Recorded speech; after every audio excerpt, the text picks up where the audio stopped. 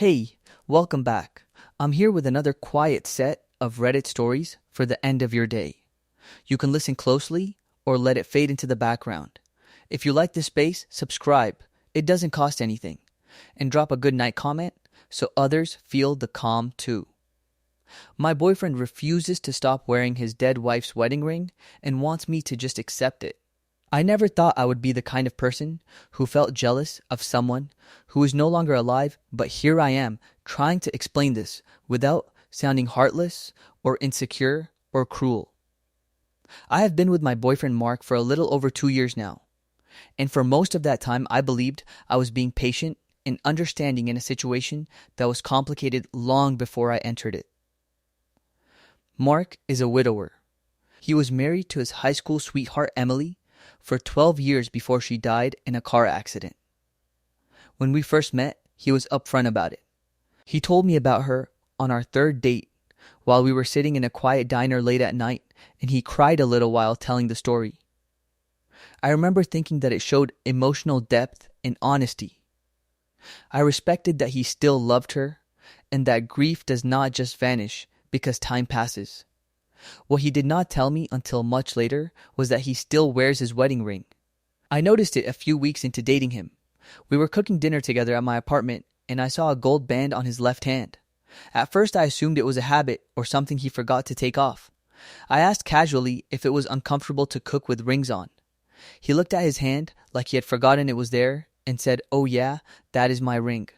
I asked if he planned to take it off at some point. He shrugged and said probably not. That should have been my first sign to slow down. At the time, I told myself it was too early to comment on something so personal. We were still getting to know each other, and I did not want to come across as demanding or insensitive. So I let it go and tried to ignore the feeling that settled in my chest every time I saw it catch the light. As our relationship grew more serious, the ring became harder to ignore. We started spending most nights together. We met each other's friends. I met his parents, Linda and Robert, who were kind, but clearly still deeply attached to Emily. There were framed photos of her all over their living room. Wedding photos. Holiday photos. I understood that. She was their daughter-in-law and part of their family.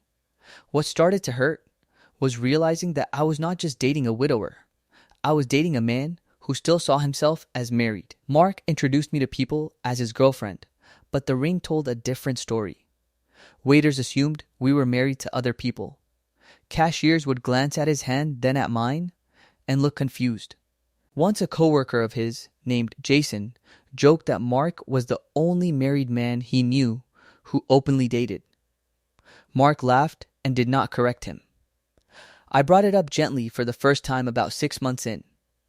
We were lying in bed after watching a movie, and I told him that sometimes the ring made me feel like an outsider in his life. I said I understood that Emily would always matter to him, but that I wanted to feel like I had a place too. He got quiet and said the ring was not about replacing anyone or comparing me to her. He said it was about honoring a promise he made and that taking it off would feel like betraying her memory. He asked if I was asking him to forget his wife. I said no. I said I was asking him to make room for me. He said he already had. For a while, I tried to accept that answer. I told myself love is not a finite resource and that people can hold space for more than one important relationship in their hearts. I read articles about dating widowers. I talked to my friend Rachel, who told me grief has no timeline and that I should not compete with a ghost. But the problem is that it never felt like a ghost. It felt like a third person in the relationship. Emily came up constantly. Mark compared little things without realizing it. He would say Emily loved this restaurant, or Emily hated the beach, or Emily used to fold towels this way. Sometimes he caught himself and apologized. Other times he seemed confused about why I would go quiet. The ring was always there. When we went on vacation together, when we attended weddings, when we talked about our future. About a year in, we started discussing moving in together. That conversation made everything come to the surface. I told him that I could not live with someone who still visibly presented himself as married to someone else. I told him that waking up every day next to that ring would slowly destroy me, even if I tried to pretend it would not. He told me I was asking him to erase his past. He said the ring was part of who he is now. He said if I truly loved him, I would accept all of him, including his grief. I asked him if there was any point where he imagined taking it off. Maybe when we got engaged. Maybe when we got married. He said he did not know and that he did not like thinking about it. That was the first time I cried in front of him about this. Not quiet tears, but full-on shaking sobs. I told him I felt like I was always going to come second to a woman who was frozen in time as perfect and untouchable. I told him I felt guilty for even having these feelings because Emily did not choose to die and he did not choose to lose her. He held me and said he loved me and that I was being unfair. Things have slowly gotten worse since then, not dramatically, just in small ways that build up. His mother Linda once asked me if I was okay with Mark still being married in his heart. She said it like it was a compliment, like it meant he was loyal and deep and good. I smiled and said of course. At a dinner with friends, someone asked when we planned to get married. Mark laughed awkwardly and said he was already married once. Everyone went quiet. I wanted to disappear. The breaking point happened last week. We were at a jewelry store because my sister Sarah had asked me to help her pick out earrings. Mark came with me. While we were there, the salesperson asked if we were shopping for anything special. Mark casually said no. The salesperson glanced at his ring and smiled and said, "Well, congratulations anyway." I do not know why, but something in me snapped. When we got back to the car, I told him I could not do this anymore. I told him the ring was a symbol and that symbols matter. I told him that wearing it every day was a choice and that the choice hurt me. He got angry in a way I had not seen before. He said I was trying to control him. He said I was jealous of a dead woman, which he called cruel. He said the ring had nothing to do with how much he loved me and everything to do with who he is. He said I needed to just accept it or rethink the relationship. Those words have been echoing in my head ever since. I went home and did not talk to him for 2 days. During that time, I kept asking myself hard questions. Am I asking for too much? Am I being selfish? Is love supposed to require this level of self-sacrifice? Would taking off the ring actually change anything? Or would it just be a surface fix for deeper grief he has not worked through? When we finally talked again, I tried one last time to explain. I told him I was not asking him to throw the ring away or pretend Emily never existed. I suggested wearing it on a chain or keeping it somewhere meaningful. I said I needed a visible sign that he was choosing a future with me. He said no. He said the ring stays on his finger. He said if I cannot accept that, then maybe we are not right for each other. I asked him if he would be okay with me wearing a ring from a former partner every day. He said it was not the same. I asked why. He said because Emily was his wife and that bond does not end with death. I did not have an answer to that. Maybe because part of me knows he is right and another part of me knows that means there is no space for me to ever fully belong. I love him. That is what makes this so painful. Mark is kind and thoughtful and supportive in so many ways. He remembers small details about my life. He shows up when I need him. He has helped me through tough moments at work and family stress and self-doubt. He is not a bad man, but I am tired of feeling like I am standing next to a love story that already reached its ending and will always be more complete than ours. Right now, we are in this strange, quiet standoff. He acts like nothing has changed. The ring is still there. I feel like I am holding my breath all the time. I do not know if asking him to stop wearing it is reasonable or if it is a line I should never have crossed. I do know that I cannot keep pretending it does not matter. It does. It hurts. And I am starting to realize that accepting it might mean slowly losing myself in the process. I am trying to decide whether loving someone means accepting everything they bring with them or knowing when something they bring is too heavy for you to carry. Update. My boyfriend refuses to stop wearing his dead wife's wedding ring and wants me to just accept it. A lot has happened since I last wrote, and I needed time to process it before putting it into words, because everything felt raw, entangled, and honestly exhausting. After that last conversation, where Mark told me to accept the ring or rethink the relationship, we ended up in this quiet limbo that lasted about a week. We were still texting good morning and good night. He still came over once to feed my cat when I worked late.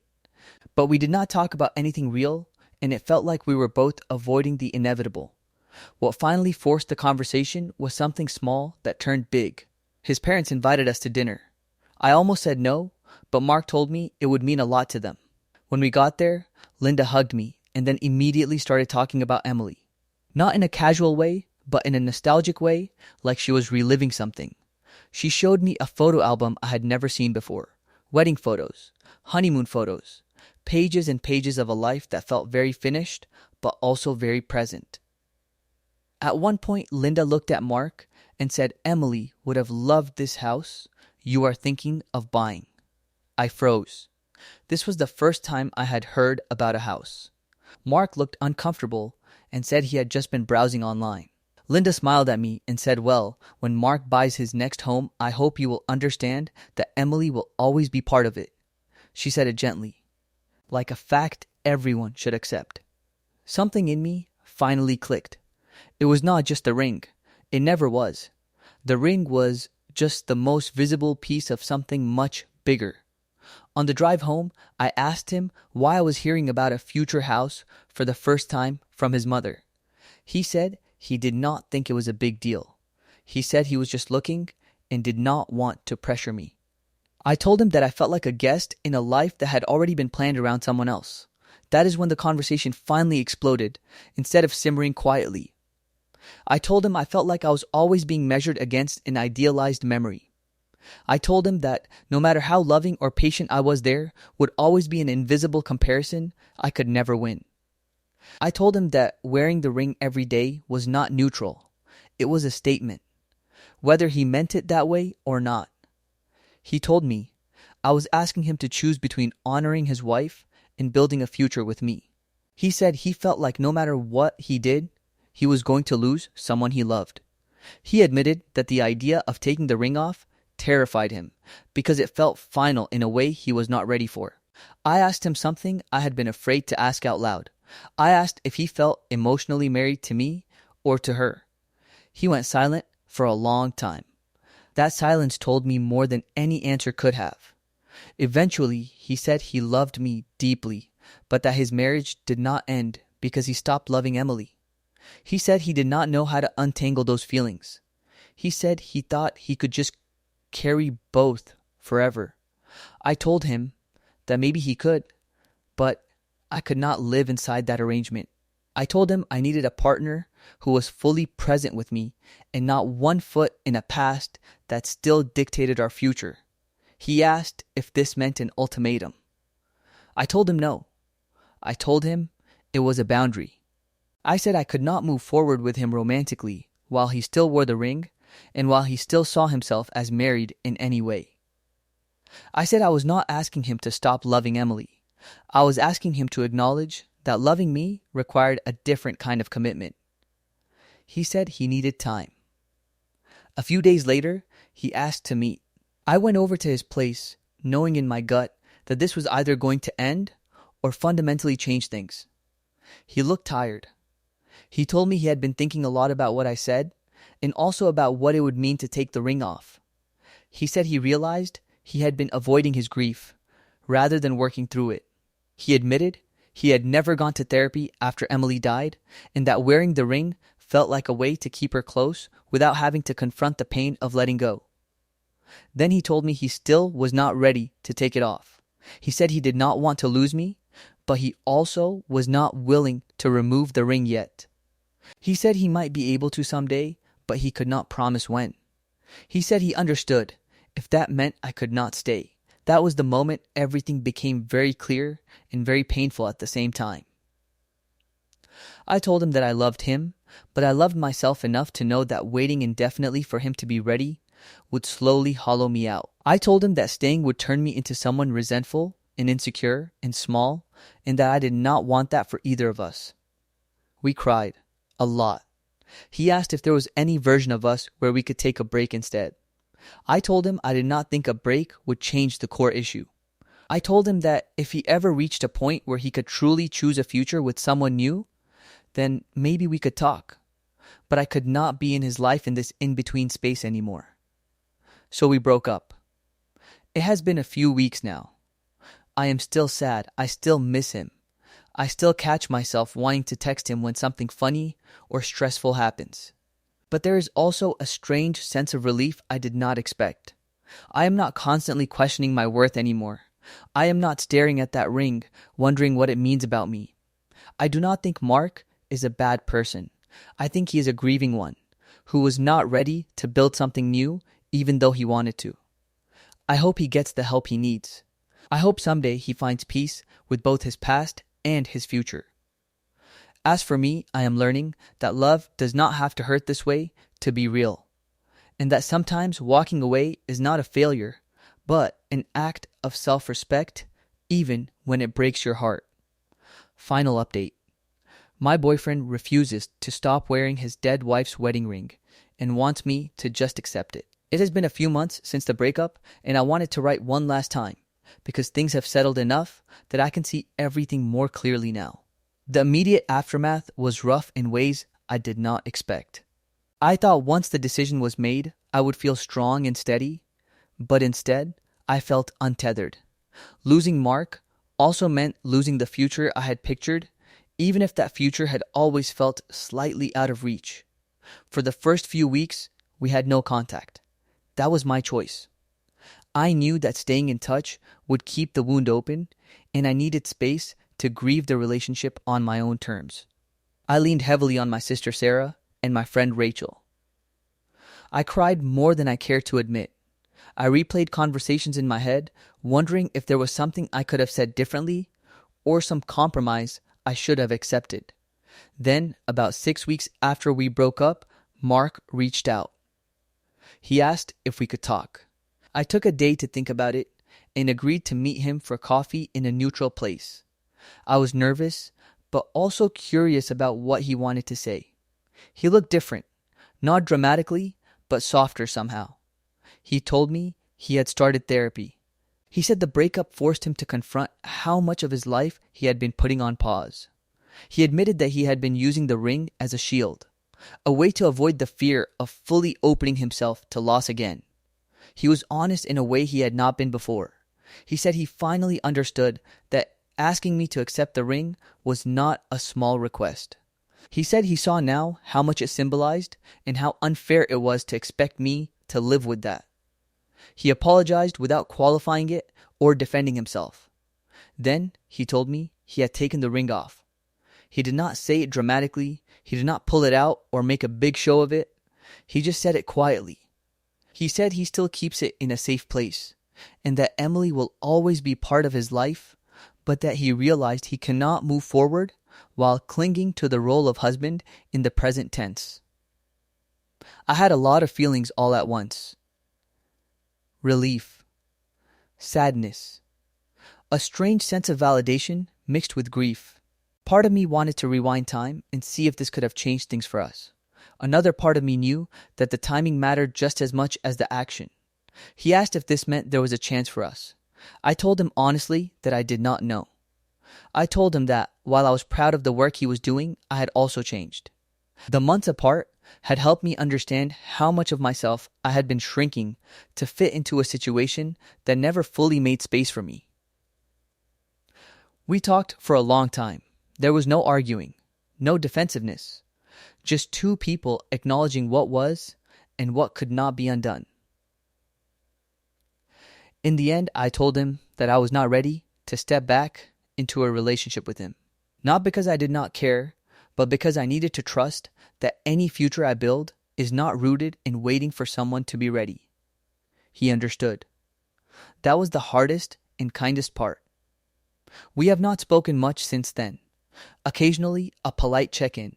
Nothing emotional, nothing that blurs lines, and that feels right. Looking back now, I can see that the ring was never just about grief or jealousy or insecurity. It was about whether I was being asked to accept a permanent secondary role in someone else's life. Walking away taught me that love does not require you to silence your needs or doubts to prove you are understanding. I do not regret loving Mark. I do not regret the patience I gave. But I am glad I listened to the part of myself that knew something was wrong even when I tried to rationalize it away. I am doing better now. I feel lighter, more grounded. I am not rushing into anything new, but I am no longer afraid that wanting to be chosen fully is asking for too much. Stories number 2. My girlfriend ended our 3-year relationship, and I found the truth on her Apple Watch the night before I am supposed to see her. I waited a bit before writing this because everything still feels tangled and unreal, and I wanted to be sure I was thinking clearly instead of reacting purely out of shock. The breakup itself was already painful, but what I discovered afterward changed the way I see the entire relationship and honestly the way I see her. My ex's name is Hannah. She is 24 and I am 26, and we were together just over 3 years. We met when I was finishing college, and she had just started her first full-time job. From the beginning, it felt like one of those relationships that naturally slid into something serious without much effort. We talked about the future in a calm adult way, not fantasy, but realistic plans. We knew each other's families, spent holidays together, and talked about moving in once our leases lined up. Looking back now, that normal steady feeling might have been exactly what bored her. The last few months of our relationship felt off in ways I couldn't quite explain at the time. Nothing dramatic happened. There were no huge fights or ultimatums. It was more like she slowly pulled back emotionally while still physically being there. She was always on her phone. She worked late, more often. She seemed distracted when we were together, like her mind was somewhere else entirely. Whenever I asked if something was wrong, she told me she was just stressed and overwhelmed and trying to figure herself out. She said she still loved me and that I was doing everything right. I believed her because I had no real reason not to. Then 2 weeks ago, she came over and broke up with me. She sat on my couch and cried and told me she loved me but wasn't in love with me anymore. She said she needed to be on her own and find herself and grow independently. She made it very clear that I did nothing wrong and that this was about her. It was calm and sad and confusing, and I didn't fight it because I was in shock. When she left, I felt like the ground had disappeared under me. 3 years ended in a conversation that felt rehearsed and distant. I replayed every word in my head for days. A couple days later, I realized she had accidentally left her Apple Watch charger at my place. I texted her to let her know, and she said we could exchange it when we met to swap our things. The watch itself was still synced and sitting on my desk. I didn't touch it at first because it felt invasive, even though it kept lighting up with notifications. What changed was the night my phone notified me that an Apple Watch nearby was trying to pair. I don't know if it was exhaustion or curiosity or some gut instinct, but I picked it up. The screen lit up immediately with messages. They were not from me. The name on the screen was Mark. I didn't recognize it at first. The message said he couldn't stop thinking about last night and hoped she got home safe. My chest dropped instantly. I scrolled. I wish I hadn't, but I did. The messages went back months. At first they were flirty and playful. Then they became explicit. Then they turned into conversations about sneaking around, lying, and how complicated things were because she had a boyfriend. Me. He was 32. He worked with her. He was married. I sat there reading everything with my heart pounding so hard I felt sick. She talked about me like I was an inconvenience instead of a partner of 3 years. She complained that our relationship was predictable and safe, and that Mark made her feel excited and desired. She joked about how careful they had to be and how close they'd come to getting caught. Every late night at work suddenly made sense. Every canceled plan. Every time she said she was too tired. Every moment I blamed stress instead of questioning her. What hurt the most wasn't just that she cheated. It was that the breakup speech about finding herself was a lie. She didn't leave to be alone. She left to make what she was already doing easier and cleaner for herself. I barely slept that night. I felt angry and humiliated and stupid all at once. I kept thinking about how genuine she sounded when she cried on my couch and how easily she looked me in the eye and lied. I was supposed to see her the next day to exchange our things. She didn't know that I knew. I spent hours debating what to do. Part of me wanted to confront her and show her the messages and force her to acknowledge what she did. Another part of me wanted to say nothing, hand over her things, and disappear from her life without giving her any more emotional energy. There was also the question of Mark's wife. I don't know her. I don't know their marriage. I just know she was being cheated on and lied to the same way I was. I don't know if telling her would be the right thing, or if it would only pull me deeper into a mess that isn't mine.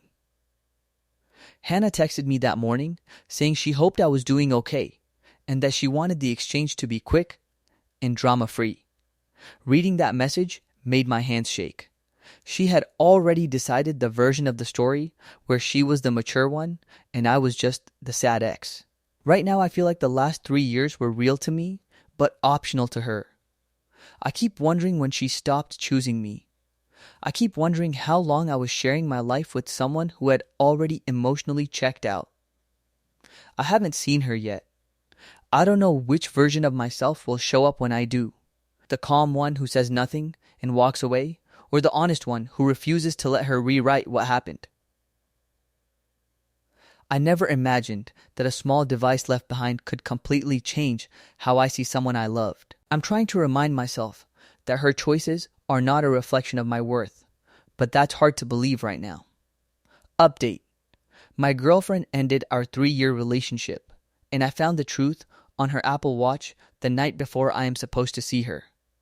I went through with meeting her the next day, and I almost backed out 3 different times before I actually did it. I barely slept, and my head felt heavy like I had been holding my breath for hours.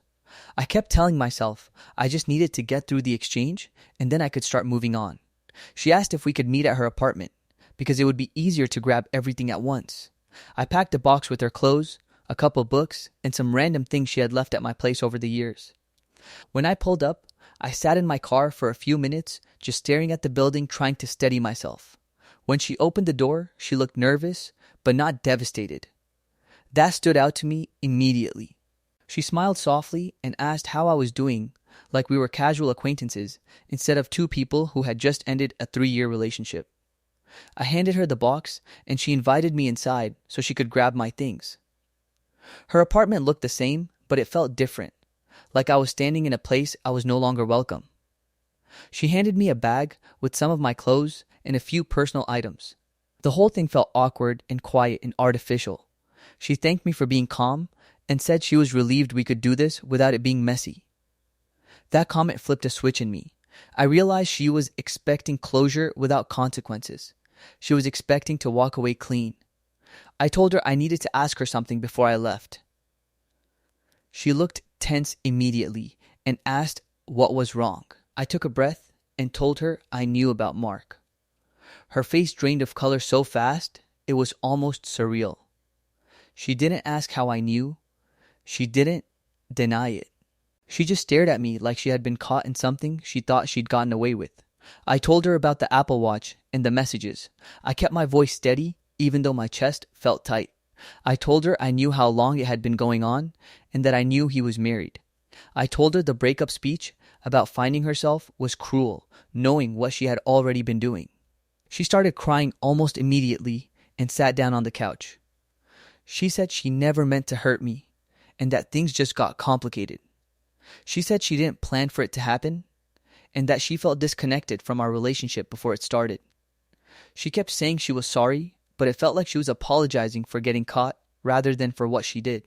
I asked her why she didn't just tell me the truth. She said she was afraid of being the bad guy and that she didn't want to destroy my image of her. Hearing that made something in me go cold. She was more concerned with how she would be seen than with the damage she caused. I told her she already destroyed that image herself and that lying only made it worse. I told her I deserved honesty after 3 years. She didn't argue with that. She just kept crying and saying she hated herself for how it ended. Before I left, I asked her one last question. I asked her if she was still seeing him. She hesitated and then nodded. That was all I needed to hear. I told her I was done and that I didn't want her contacting me again. I didn't yell. I didn't insult her. I just told her I was choosing myself now. I left her apartment feeling numb, but also strangely lighter. A few days later, I found out something I didn't expect. I received a message request on social media from a woman named Rachel. She introduced herself as Mark's wife. She said she had found messages on his phone and saw my name come up and wanted to know if I knew what was going on. I sat there staring at the message for a long time. I thought about ignoring it. I thought about how messy this already was. But I kept thinking about how I would want to know if I were in her position. I replied and told her the truth in a straightforward way. I didn't exaggerate or insult anyone. I told her how long it had been going on and that Hannah knew he was married. I sent her screenshots of a few messages after she asked for proof. She thanked me and said she was sorry I had been dragged into it. She didn't ask me to say anything else, and she didn't lash out at me. That interaction stayed with me because it felt grounded in reality in a way nothing else had. Since then, I've blocked Hannah on everything. She tried to text me once, saying she hoped I could forgive her someday. I didn't respond. I realized I don't owe her forgiveness to move on. I've been unpacking a lot emotionally, not just the cheating, but the way I ignored my own instincts because I trusted someone else more than myself.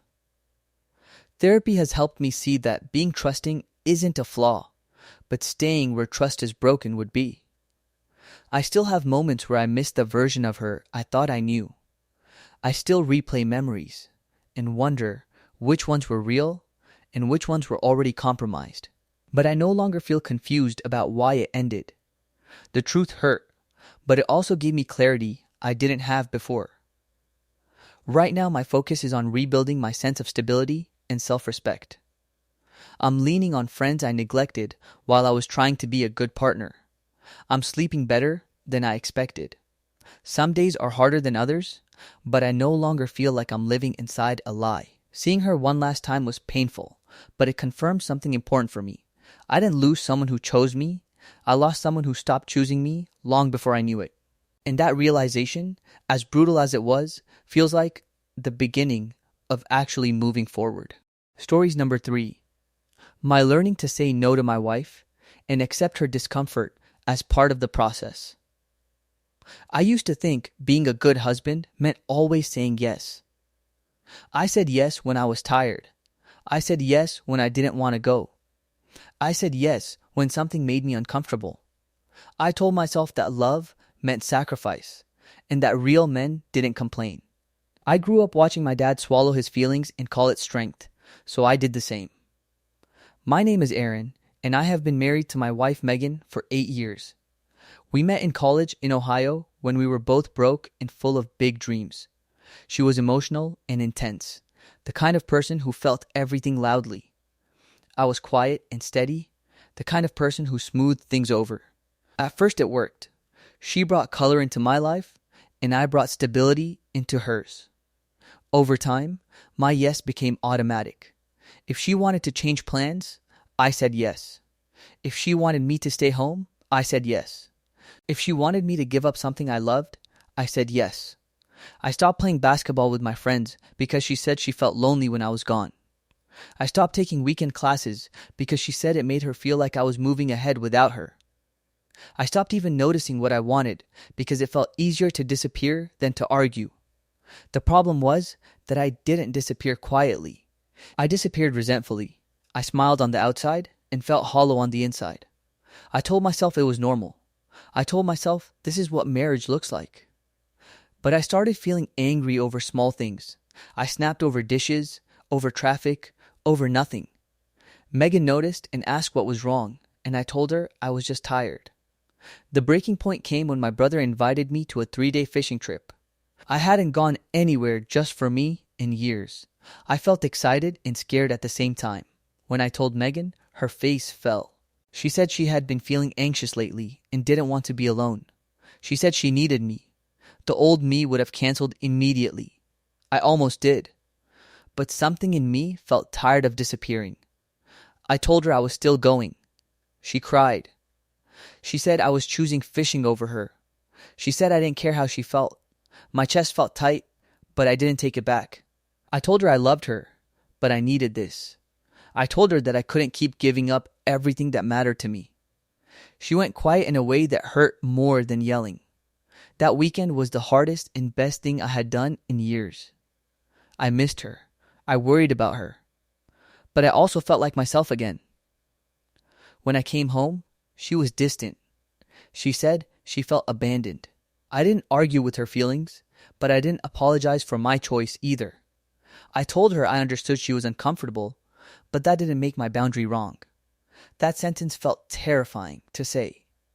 We started having harder conversations after that. I told her how often I felt invisible. She told me how scared she felt of being left. We both realized we had been feeding each other's worst habits. I avoided conflict, and she leaned into control. Neither of us felt safe, just stuck. Learning to say no didn't make things peaceful. It made things honest. She didn't always like my boundaries. Sometimes she still gets upset.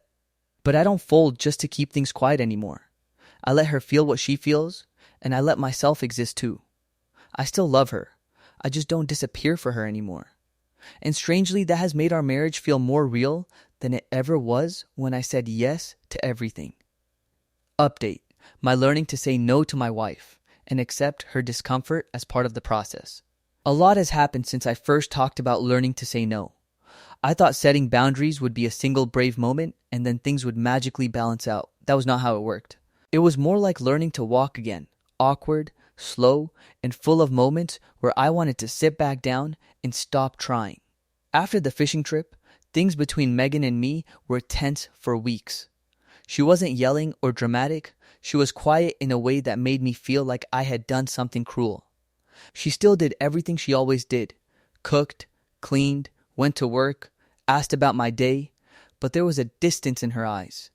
Every time I saw it, my old instinct screamed at me to fix it by apologizing for my boundary and promising not to do it again. Instead, I tried something new. I didn't attack her feelings, and I didn't erase myself. When she said she felt abandoned, I told her I understood why she felt that way, and I also told her I still believed I had done the right thing for myself. That was one of the hardest sentences I've ever said. It felt like standing in the middle of a storm without hiding. One night she finally broke down and cried harder than I had seen in years. She said she was terrified that me changing meant I was slowly leaving her. She said my old way of always being there made her feel safe, even if it wasn't fair to me. I told her that I wasn't leaving, but I also wasn't disappearing anymore. I told her I wanted a marriage where both of us existed, not one where one of us slowly faded out to keep the peace. That conversation didn't fix everything, but it cracked something open. We decided to try couples counseling. I had suggested it before, but this time, I didn't suggest it like a favor to her. I suggested it like something I also needed. Our counselor, a guy named Thomas, asked us questions that felt uncomfortably accurate. He pointed out how my avoidance and Megan's need for reassurance had turned into a cycle where neither of us ever really felt secure. In one session, I said out loud that I was afraid of making her uncomfortable. Thomas asked me why her discomfort mattered more than my slow unhappiness. I didn't have a good answer. Megan looked shocked when she heard me describe how invisible I had felt. She said she had no idea it was that deep. She thought I was just easygoing. Hearing that hurt more than I expected. Outside of therapy, I kept practicing saying no in small ways. When she wanted me to cancel plans with a friend just because she was in a bad mood, I said no, but told her I would spend time with her later. When she wanted to make decisions for both of us without asking, I reminded her that I wanted to be part of the choice. Sometimes she accepted it. Sometimes she got frustrated. Sometimes she cried. I stopped trying to erase those reactions. I let her have them. The weird part is that over time, her reactions started changing. She still got upset sometimes, but she also started asking what I wanted more often. She started catching herself before making decisions for both of us. One day she said, "I don't like this, but I know it's not wrong." Hearing that felt like progress. I also had to face my own issues. Saying no didn't magically make me confident. I still felt guilty. I still replayed conversations in my head, wondering if I had been too harsh or selfish. Therapy helped me see how much of my identity was built around being needed. Letting go of that felt like losing a part of myself, even though that part was hurting me. We had setbacks. There was a weekend where I chose to go to a work conference instead of attending a family event with her. She accused me of choosing work over her, and we argued in a way that felt like old times. But instead of giving in or exploding, I told her I wasn't choosing one over the other. I was choosing something that mattered to me too. We didn't talk much that night, but the next day, she admitted she had overreacted because she was scared, not because I was wrong. Our marriage now feels different. Not easier, but more honest. There are more uncomfortable moments, but fewer fake, peaceful ones. I don't feel like I'm acting in my own life anymore. I feel like I'm actually in it. Megan told me recently that she is still learning how to sit with her discomfort instead of trying to control it. I told her I'm still learning how to exist without apologizing for it. We are both bad at it sometimes, but we are trying. I don't know what our marriage will look like years from now. What I do know is that I'm no longer slowly disappearing to keep someone else comfortable. I'm still loving her, still choosing her, but I'm also choosing myself. Stories number 4. My best friend asked me to be her son's godmother, and I finally admitted why I said no. I never thought I would be the kind of person who says no to being a godmother. Growing up, that role was always framed as this deep emotional honor, like you were being trusted with a piece of someone's soul. So when my longtime friend asked me, I felt that familiar pressure in my chest, the kind that says you should be grateful, you should be touched, you should say yes without hesitation.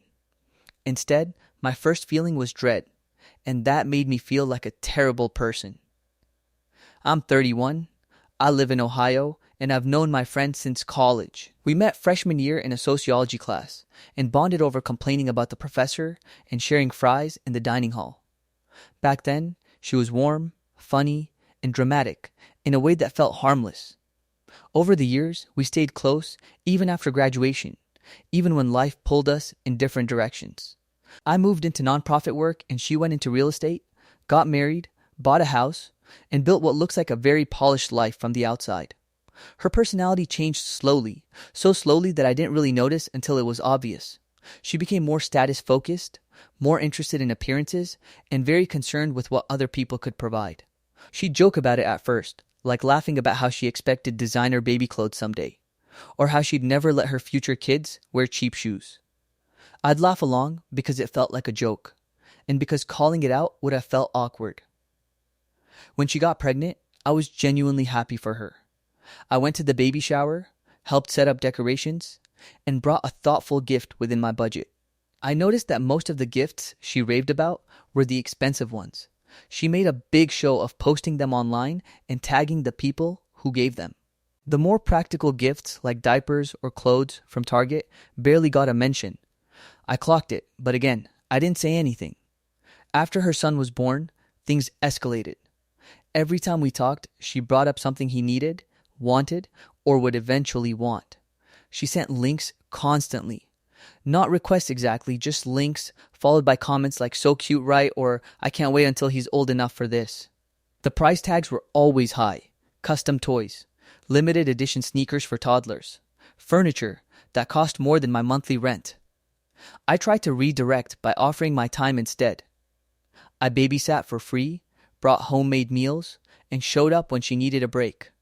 She appreciated it, but it was clear that those things didn't impress her the way expensive items did. She once joked that I was the emotional support aunt instead of the spoiling aunt. She laughed when she said it, but it stuck with me. The godmother conversation happened at brunch.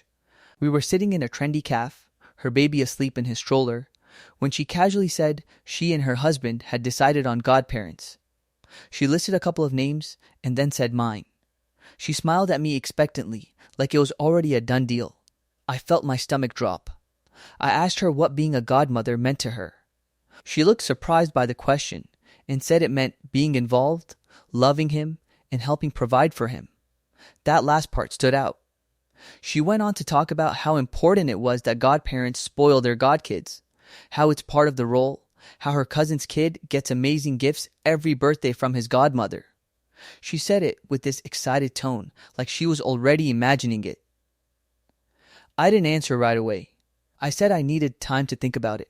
Her face fell just a little, and she made a joke about how she didn't expect me to say no. I laughed weakly and changed the subject. Over the next few days, I thought about it constantly. I replayed our conversations, the links she sent, the comments she made. I thought about my finances, my values, and what I wanted my relationship with her son to look like.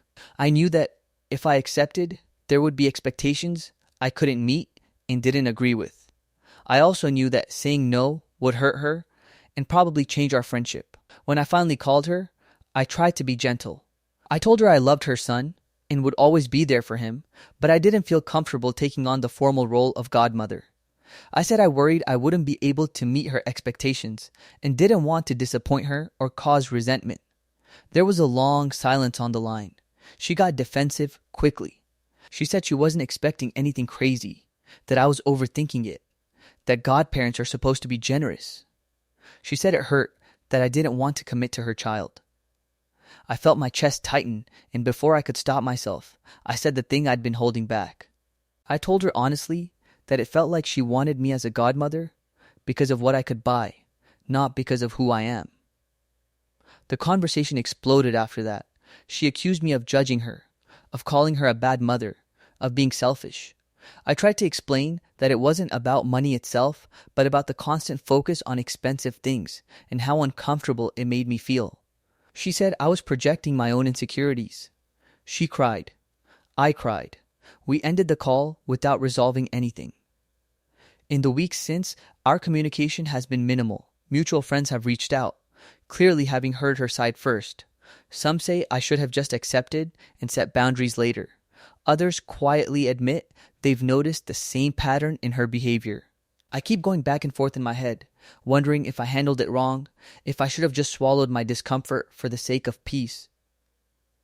I miss my friend, or at least the version of her I used to know. I still think about her son and hope he grows up surrounded by people who value him for who he is, not what he has. I don't regret being honest, but I do regret that honesty may have cost me a friendship that once meant everything to me.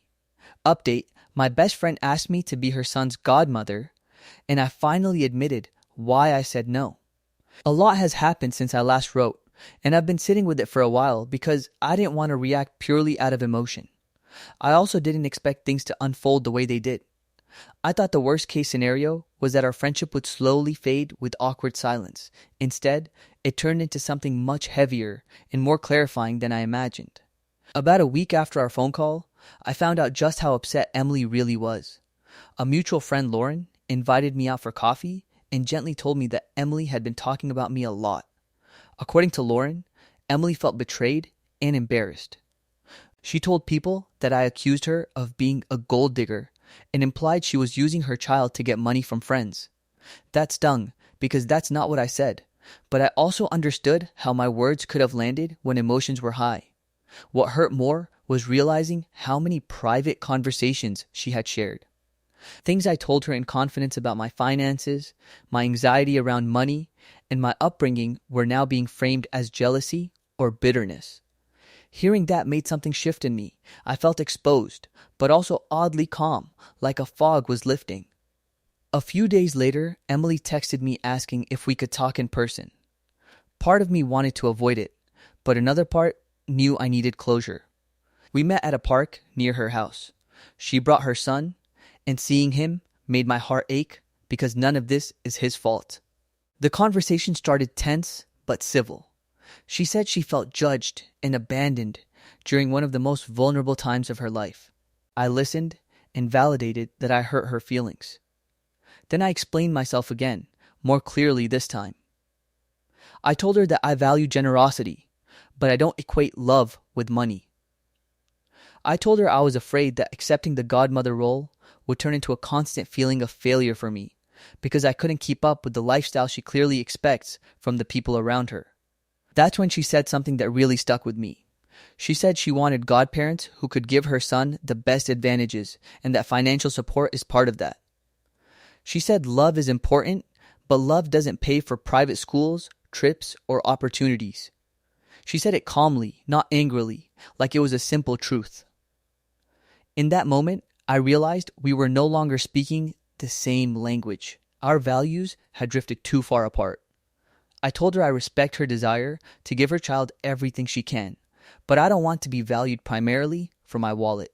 I said I wanted to be in her son's life as someone who shows up, listens, and cares, not as someone measured by gift receipts.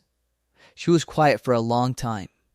Then she said, maybe I just wasn't the right fit anymore. That hurt, but it was honest. We agreed to take space, not as a punishment, but because forcing a connection right now would only cause more resentment. After that conversation, more things started clicking into place. I looked back at moments I brushed off for years.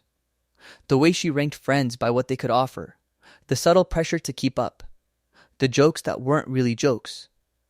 I realized how much anxiety I carried just trying to stay in her good graces. I also got messages from people I didn't expect. One friend admitted she felt relief that someone finally said no to Emily. Another told me she'd been asked to co-host expensive events she couldn't afford and felt ashamed for declining. Hearing those stories didn't make me feel superior. It made me sad for all of us. There was one more unexpected development. Emily's husband, Mark, reached out to me privately. He apologized if I felt pressured and said he appreciated my honesty, even if it caused conflict. He didn't ask me to change my mind or defend his wife. He just said he understood where I was coming from. That message meant more than he probably realizes. Right now, Emily and I are not close. We don't text, we don't meet up, and I don't see pictures of her son anymore unless someone else posts them. It hurts, but it also feels cleaner. I'm no longer twisting myself into knots trying to prove my worth. I've learned that sometimes honesty doesn't fix things. Sometimes it simply reveals that the relationship you're fighting to save isn't aligned anymore. I still care about Emily and wish her family well. I just no longer believe that sacrificing my boundaries would have been an act of love. Stories number 5. My husband has made me reconsider leaving him alone with our kids in the future. I never imagined I would be questioning something as basic as whether I can trust my own husband alone with our kids, but here I am, feeling sick to my stomach and unsure if I crossed a line or finally said something that needed to be said. I am married to Daniel, and we have 2 kids together. Our son Noah is 6, and our daughter Lily is 4. We both work full-time, and for the most part, we have always split parenting responsibilities in a way that felt fair. Daniel is not a bad father in the obvious ways. He loves our kids. He plays with them. He tells them he loves them. He shows up to school events when he can. From the outside, we probably look like a normal family. The problem is how he handles responsibility when I am not around. For a long time, I brushed off little things as mistakes or learning curves. I told myself nobody parents exactly the same way and that I should not micromanage him. But the pattern has been getting worse, and it finally came to a head last weekend. It started with small stuff months ago. I would come home and find the kids still in their pajamas at 5 in the evening. Dinner would be cereal or frozen waffles. Noah would tell me they watched videos all day. Lily would be overtired and melting down. Daniel would shrug and say they had a chill day. I tried not to overreact because I know not every day has to be structured. Then there were the safety things. I would notice the back door unlocked, cleaning supplies left under the sink, Lily wandering around with scissors. When I brought it up, Daniel would say I was being anxious or dramatic. He would say he was watching them and that nothing happened. What really started bothering me was how defensive he got any time I tried to talk about it. I was not yelling or accusing. I would say things like, "Hey, can we make sure the doors are locked? Or please do not leave them alone in the bath, even for a minute." He would immediately take it as an attack. He would say I was implying he was incompetent. He would shut down or snap back. Last weekend, I had to work a Saturday shift, which is rare for me. Daniel was home with the kids all day. I left detailed notes on the fridge. Meals are prepped. Lily needs her nap. Noah has soccer practice at 3. Please text me if you need anything. Around noon, I checked my phone and saw 3 missed calls from an unknown number. I panicked and called back. It was a neighbor named Brian, who lives 2 houses down. He said he did not want to overstep, but he thought I should know that Noah had been outside alone for a while and had wandered into the street. My heart dropped. Brian told me he was taking out his trash when he saw Noah standing near the curb by himself. Cars were passing. Brian asked him where his parents were, and Noah said Daddy was inside sleeping. Brian walked Noah back to our house and knocked until Daniel answered. I left work immediately. When I got home, Daniel acted like I was overreacting. He said he had laid down on the couch and dozed off for a few minutes. He said Noah knows not to go in the street. He said Brian was being nosy. I lost it. I did not scream, but my voice was shaking, and I could not stop the words from coming out. I told him that this was not okay. I told him that falling asleep while our kids are awake and unsupervised is dangerous. I told him that hearing our neighbor had to bring our child home made me physically sick. Daniel crossed his arms and said nothing bad happened. That sentence made me see red. I told him nothing bad happened because someone else stepped in. I told him that if Brian had not been outside, this could have ended very differently. That is when I said the thing that caused the biggest fight of our marriage. I told him that his actions had made me reconsider whether I can leave him alone with the kids in the future. The room went silent. Then he exploded. He said that was a cruel thing to say. He said I was threatening to take his kids away. He said I was acting like he was some kind of monster. He accused me of thinking I am the only capable parent. I told him this was not about punishment or control. I told him it was about safety and trust. I told him that trust is built on actions, and right now, his actions were terrifying me. He stormed out of the room and did not speak to me for the rest of the night. Since then, the house has been tense. He told his mother Karen what I said, and she called me to tell me I was being unfair and dramatic. She said Daniel raised his younger siblings and knows what he is doing. She said kids wander sometimes, and that I cannot bubble wrap them forever. I am second guessing myself now. Not because I think what happened was okay, but because of how harsh my words sounded. Maybe I should not have said it that way. Maybe I should have framed it differently. But at the same time, I do not know how else to communicate the seriousness of the situation when he keeps brushing it off. I have not actually stopped him from being alone with the kids. I am not making secret plans or issuing ultimatums. What I said came from fear, not strategy. But the fear is real and it is still there. I love my husband. I do not want to paint him as a villain. But I also cannot ignore that something is wrong when our child ends up alone in the street because his parent fell asleep. Now Daniel barely looks at me. He says I crossed a line that I cannot take back. I keep asking myself if I did. I keep replaying the moment and wondering if there was a better way to say it or if saying it at all makes me the bad guy. All I know is that I am a mother before I am anything else, and that moment with the neighbor made me realize how quickly things can go wrong. I do not know how to move forward from here without minimizing what happened or blowing up my marriage. I just know I cannot pretend this did not shake something deep inside me. Update: my husband has made me reconsider leaving him alone with our kids in the future. I waited a bit before writing this because the situation kept evolving, and I did not want to react purely from anger or fear. After that night, things between Daniel and me were cold and awkward. We were still functioning as parents, but barely speaking beyond logistics. It felt like we were roommates avoiding each other in our own house. 2 days after the incident, I asked him if we could talk after the kids went to bed. He sighed, like he already knew it was coming, but he agreed.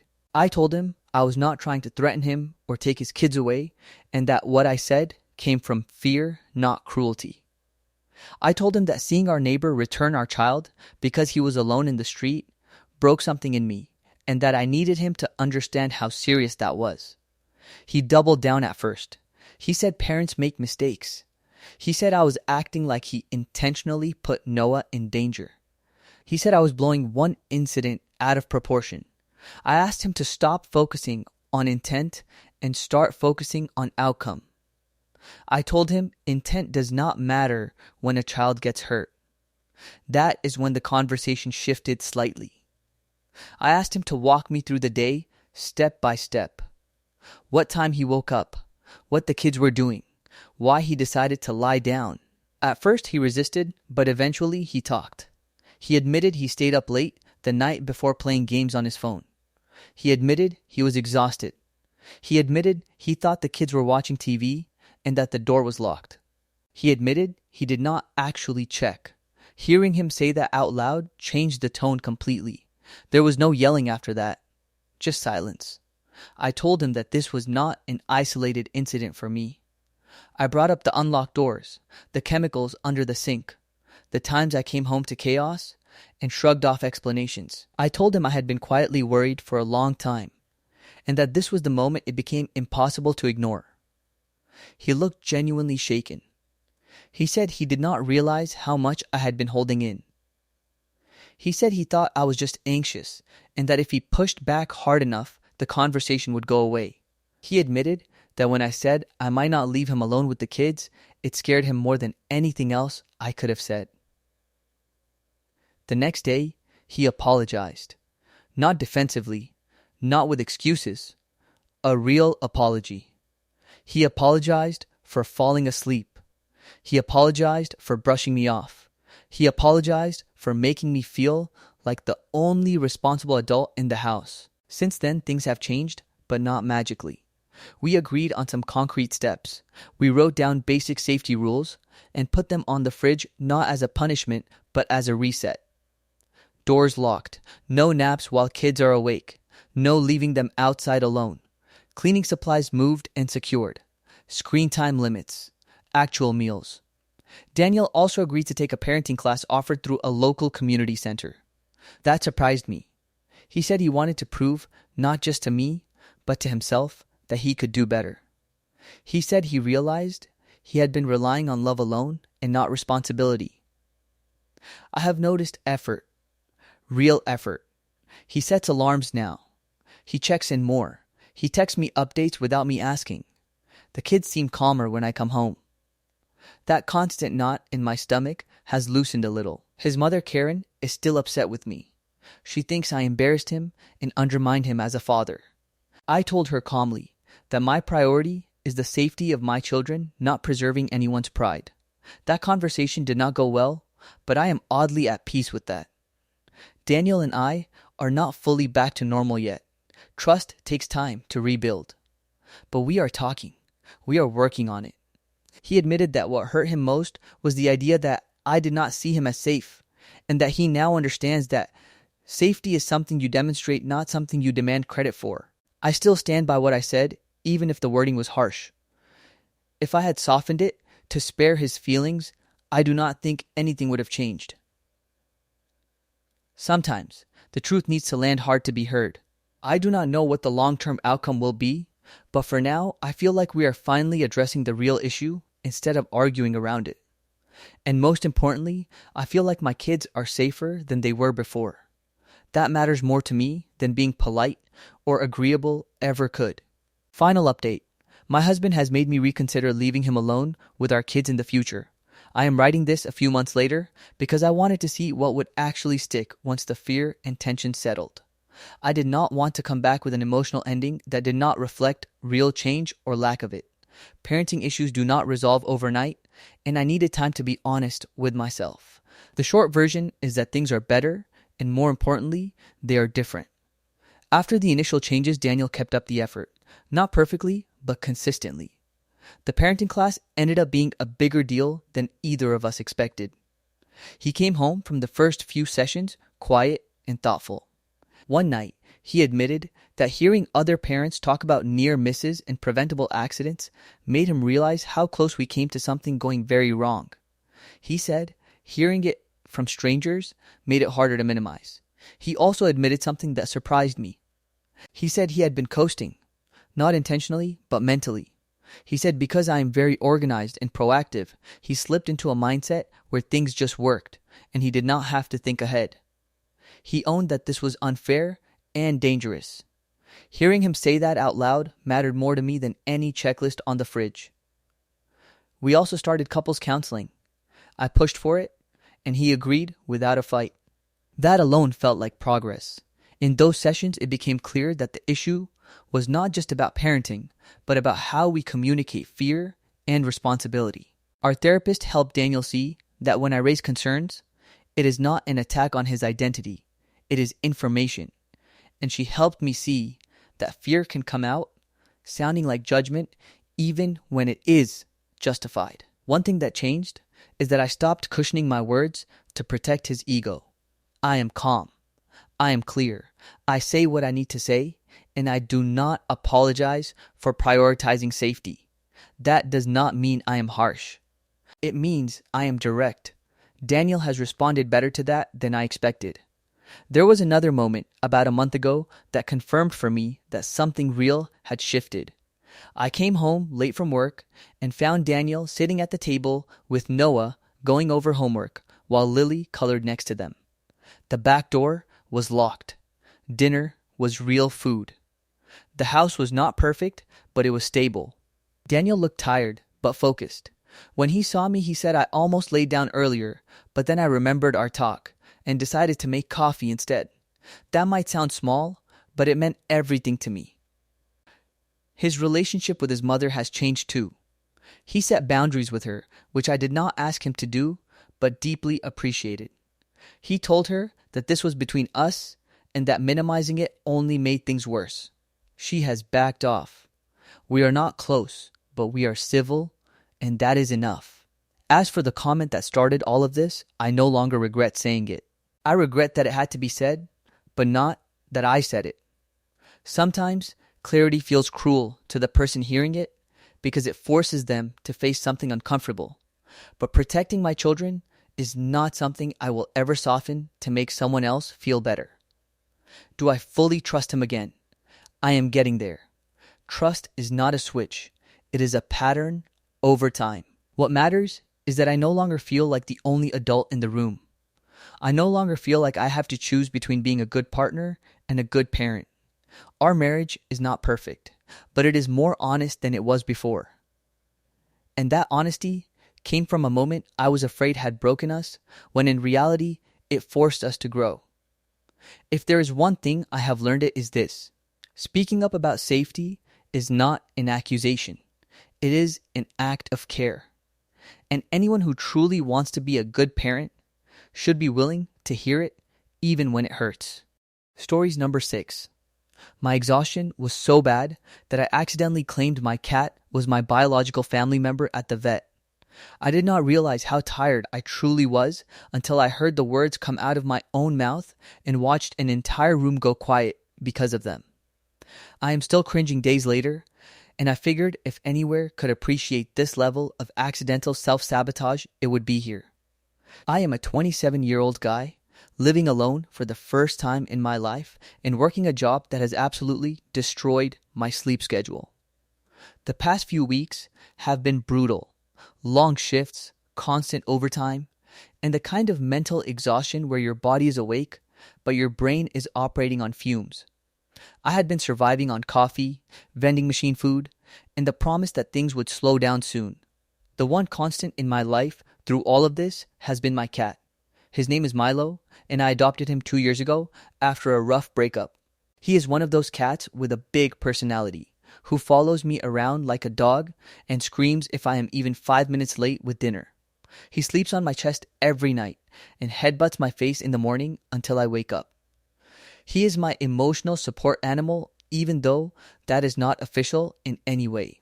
Because of my schedule, I had to reschedule Milo's annual vet appointment twice already, and I finally managed to book one for an early morning slot after a night shift.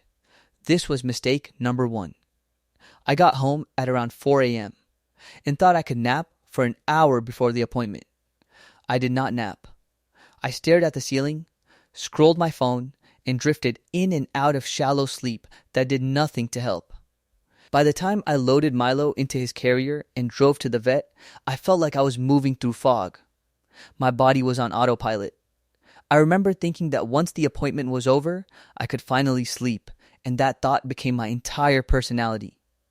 The vet's office was busier than usual. There were dogs barking, phones ringing, and a couple arguing quietly about who forgot the paperwork. I checked in at the front desk with a woman named Allison who was very cheerful for someone who clearly had not worked a night shift in her life.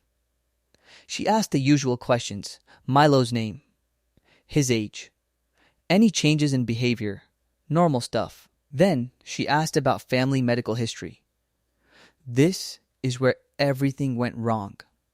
Without hesitation, without even pausing to think, I said something along the lines of, well, his father had kidney issues later in life, so I try to keep an eye on that. The silence was immediate and loud. Allison blinked at me. The woman behind me stopped typing. Even Milo let out a confused little meow from his carrier, like he sensed something had gone deeply off track. Allison very carefully said, "I'm sorry, did you say his father?" And instead of realizing what I had done and correcting myself like a normal human being, I doubled down because my brain was clearly no longer under my control. I nodded and said, "Yeah, his dad had some health problems, so I just want to be proactive." I have never watched confusion morph into concern so quickly. She tilted her head and said, "Are you referring to another pet in the household, or?" That was the moment. The exact moment where reality slammed back into me. I felt my soul leave my body. I realized that I had spoken about my cat as if he were my actual biological child, descended from a long, noble line of other cats whose medical records I somehow had access to. In my sleep-deprived state, I had mashed together conversations I have had about my own family health history and applied them to a literal animal. I started apologizing immediately. I said I was sorry and that I had not slept, and that I meant that the shelter mentioned kidney issues are common in his breed. I was rambling. I was sweating. I was doing that thing where you try to explain yourself and only make it worse. Allison laughed eventually, which helped break the tension, but the damage was already done. She made a joke about how sometimes people really do treat their pets like family, and I laughed too hard in response, which probably made it seem even more suspicious. When we got into the exam room, the vet, whose name is Dr. Peterson, came in holding Milo's chart and said, "So I hear Milo comes from a long line of distinguished cats." I wanted the floor to open up and swallow me whole. The appointment itself was fine. Milo is healthy. His kidneys are great. No inherited curse passed down from his imaginary ancestors. Dr. Peterson was kind about it and said sleep deprivation makes people say some wild things, and that I was not even close to the weirdest thing she had heard that week. That should have been the end of it. But then while checking out at the front desk, Allison asked if I wanted to update any emergency contact information. My brain was still fried, and without thinking I said something like, "No, his mom knows." She stopped. I stopped. We both stared at each other. I corrected myself immediately that time. I said my mom. My mom knows. Not his mom. My mom. I am so tired. Please forget everything I have said today. She was laughing openly at that point and told me to go home and get some sleep before I accidentally list Milo as a dependent on my taxes. The drive home was a blur of shame and self-reflection. I kept replaying the moment in my head, wondering how close I came to fully committing to the bit and inventing an entire feline family tree. Part of me worried that my file now has a note that says, "Owner may be unwell." When I finally got home, I let Milo out of his carrier and he immediately strutted around like he owned the place. I collapsed on the couch and he jumped up next to me and curled into my side. I looked at him and said, "Listen, we need to talk about your father." He blinked at me slowly and fell asleep. I did eventually get some real sleep, and when I woke up, I felt human again. Embarrassed, but human. I am now aggressively prioritizing rest because I do not want to know what other parts of reality my brain is willing to rewrite when pushed far enough. The worst part is that I know I will be seeing Allison and Dr. Peterson again next year, and they will absolutely remember me as the guy who tried to claim a genetic lineage for his cat. I have accepted this as my legacy. Update: my exhaustion was so bad that I accidentally claimed my cat was my biological family member at the vet.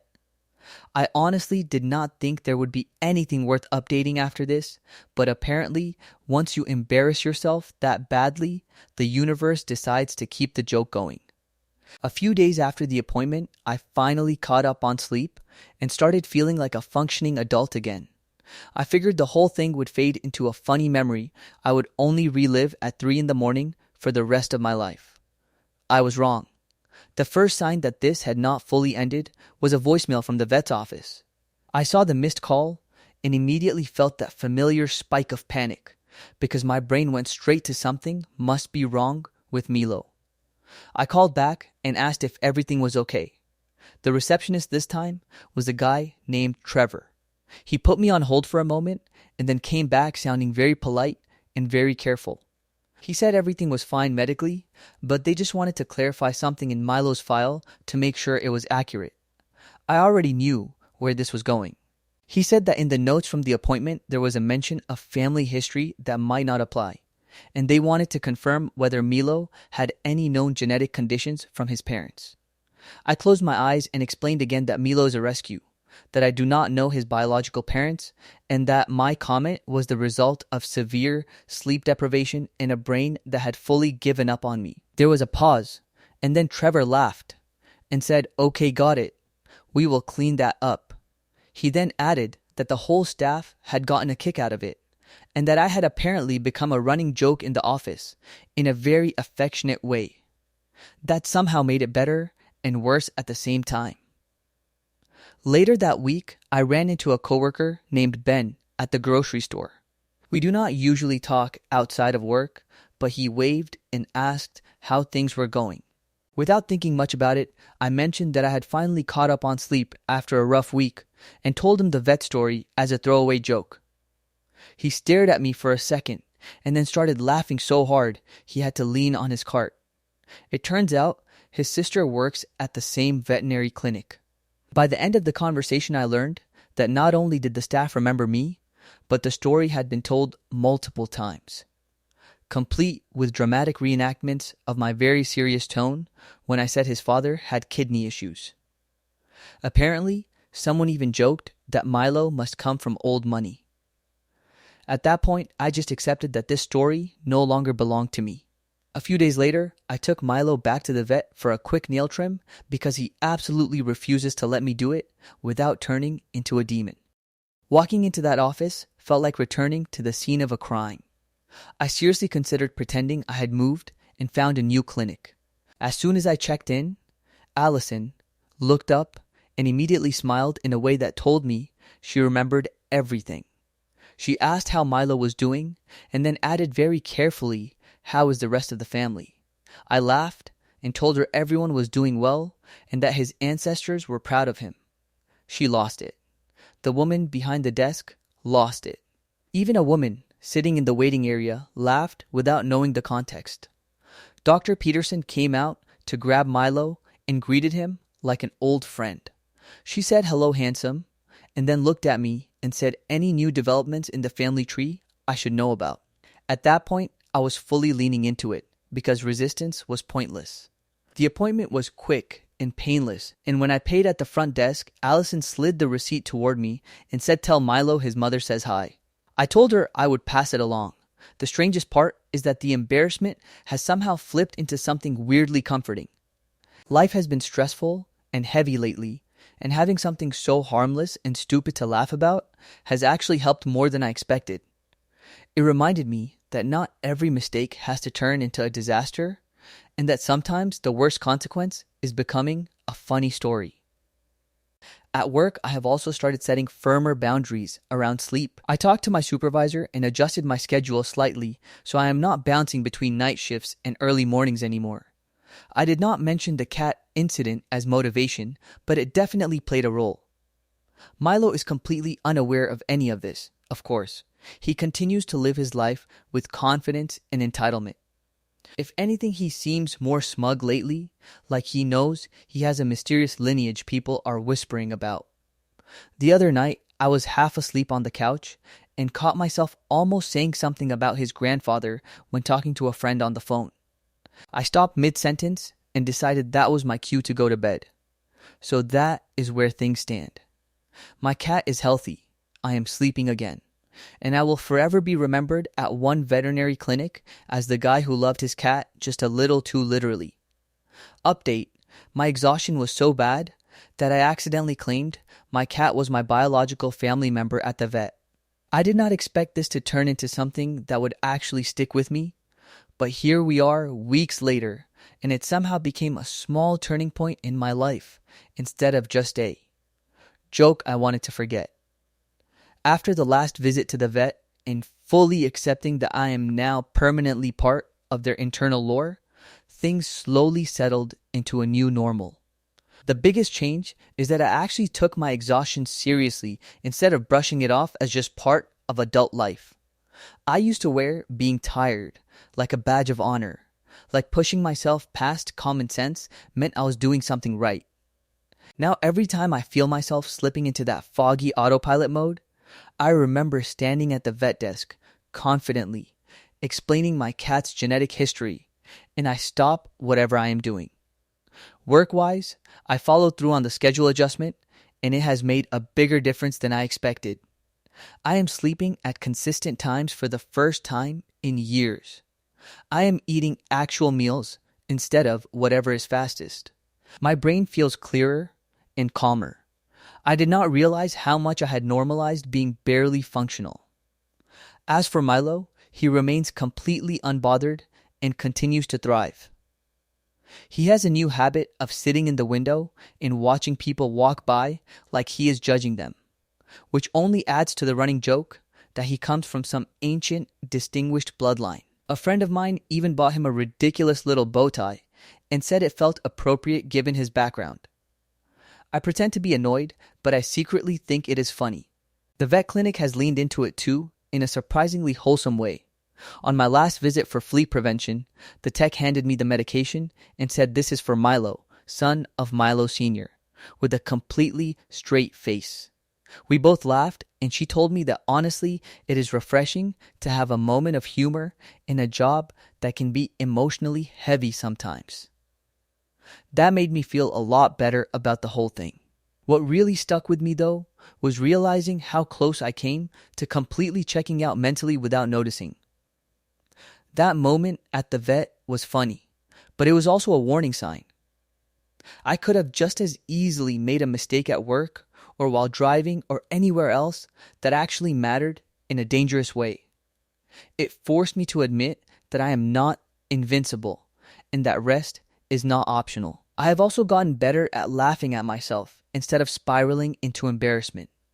For a long time, I have been very hard on myself about saying the wrong thing or looking foolish.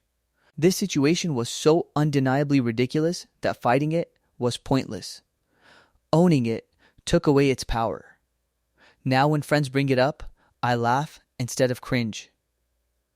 The final piece of this is that my mom found out. I told her the story thinking she would laugh and move on. She laughed so hard she cried and then immediately asked if Milo's grandmother was in good health. I realized at that moment that this story is never going to die, and that is okay. At the end of the day, no one was hurt. My cat is healthy. I learned something important about myself, and a few people got a good laugh out of it. If the worst thing that comes from a rough period in my life is becoming known as the guy who briefly forgot the difference between a cat and a human relative, I can live with that. Milo is asleep next to me as I write this, completely unaware of his legendary status. I am rested, calmer, and significantly more careful about overworking myself.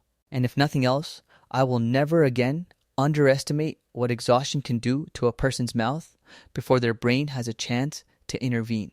Stories number 7. my siding with my mom instead of my wife, and everything that came after.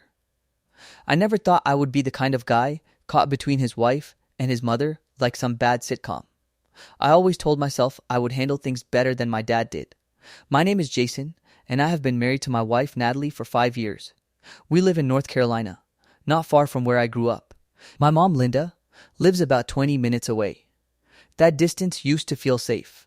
It doesn't anymore. Natalie and my mom never really clicked. They were polite, but there was always this quiet tension. My mom is blunt, the kind of woman who says what she thinks and assumes everyone else should just deal with it. Natalie is sensitive, thoughtful, and needs time to process things. From the start, they misunderstood each other. At first, I played referee. I softened my mom's words when I repeated them to Natalie. I softened Natalie's feelings when I explained them to my mom. I thought I was keeping the peace. What I was really doing was lying to everyone in small ways. Things got bad around Thanksgiving last year. We hosted at our place. Natalie worked for days planning everything. She wanted it to be perfect. My mom showed up early and immediately started criticizing. She said the turkey was too small. She said the house was cold. She said Natalie used the wrong kind of napkins. Natalie smiled through it, but I could see her jaw tightening. Then my mom rearranged the kitchen without asking. She moved spices, utensils, even the plates. Natalie finally snapped and asked her to stop. My mom said she was just helping and that Natalie was being dramatic. Natalie said it was her house and she had asked nicely. My mom laughed and said, "You're too sensitive." That's when everything exploded. Natalie started crying and went into the bedroom. My mom rolled her eyes and said she didn't understand why everyone was so emotional these days. I should have gone after my wife right away. Instead, I stayed in the kitchen and told my mom that Natalie was just stressed. My mom said stress didn't excuse being rude. I nodded. That nod is what changed everything. Later that night, Natalie asked me why I didn't defend her. I told her I didn't want to make things worse. She asked how it could get worse than me siding with my mom. I said I didn't side with anyone. She said my silence was choosing. I didn't have a good answer. After that, things were tense in our house. Natalie became quieter.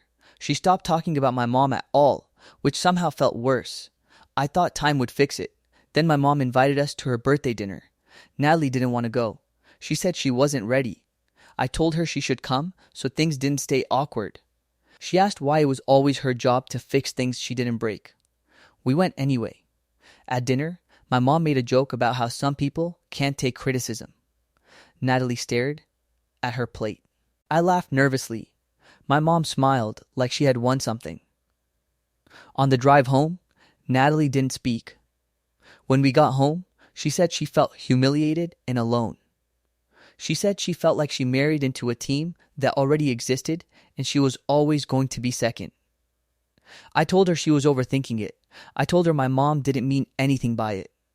Natalie looked at me like I was a stranger. She said it didn't matter what my mom meant. It mattered what she did and what I allowed. A week later, my mom called and said Natalie was disrespectful and that I needed to handle my wife. Those were her words.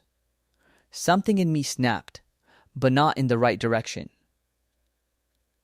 I told Natalie what my mom said and asked her if she could just try harder to get along. Natalie asked me why I never asked my mom to try harder.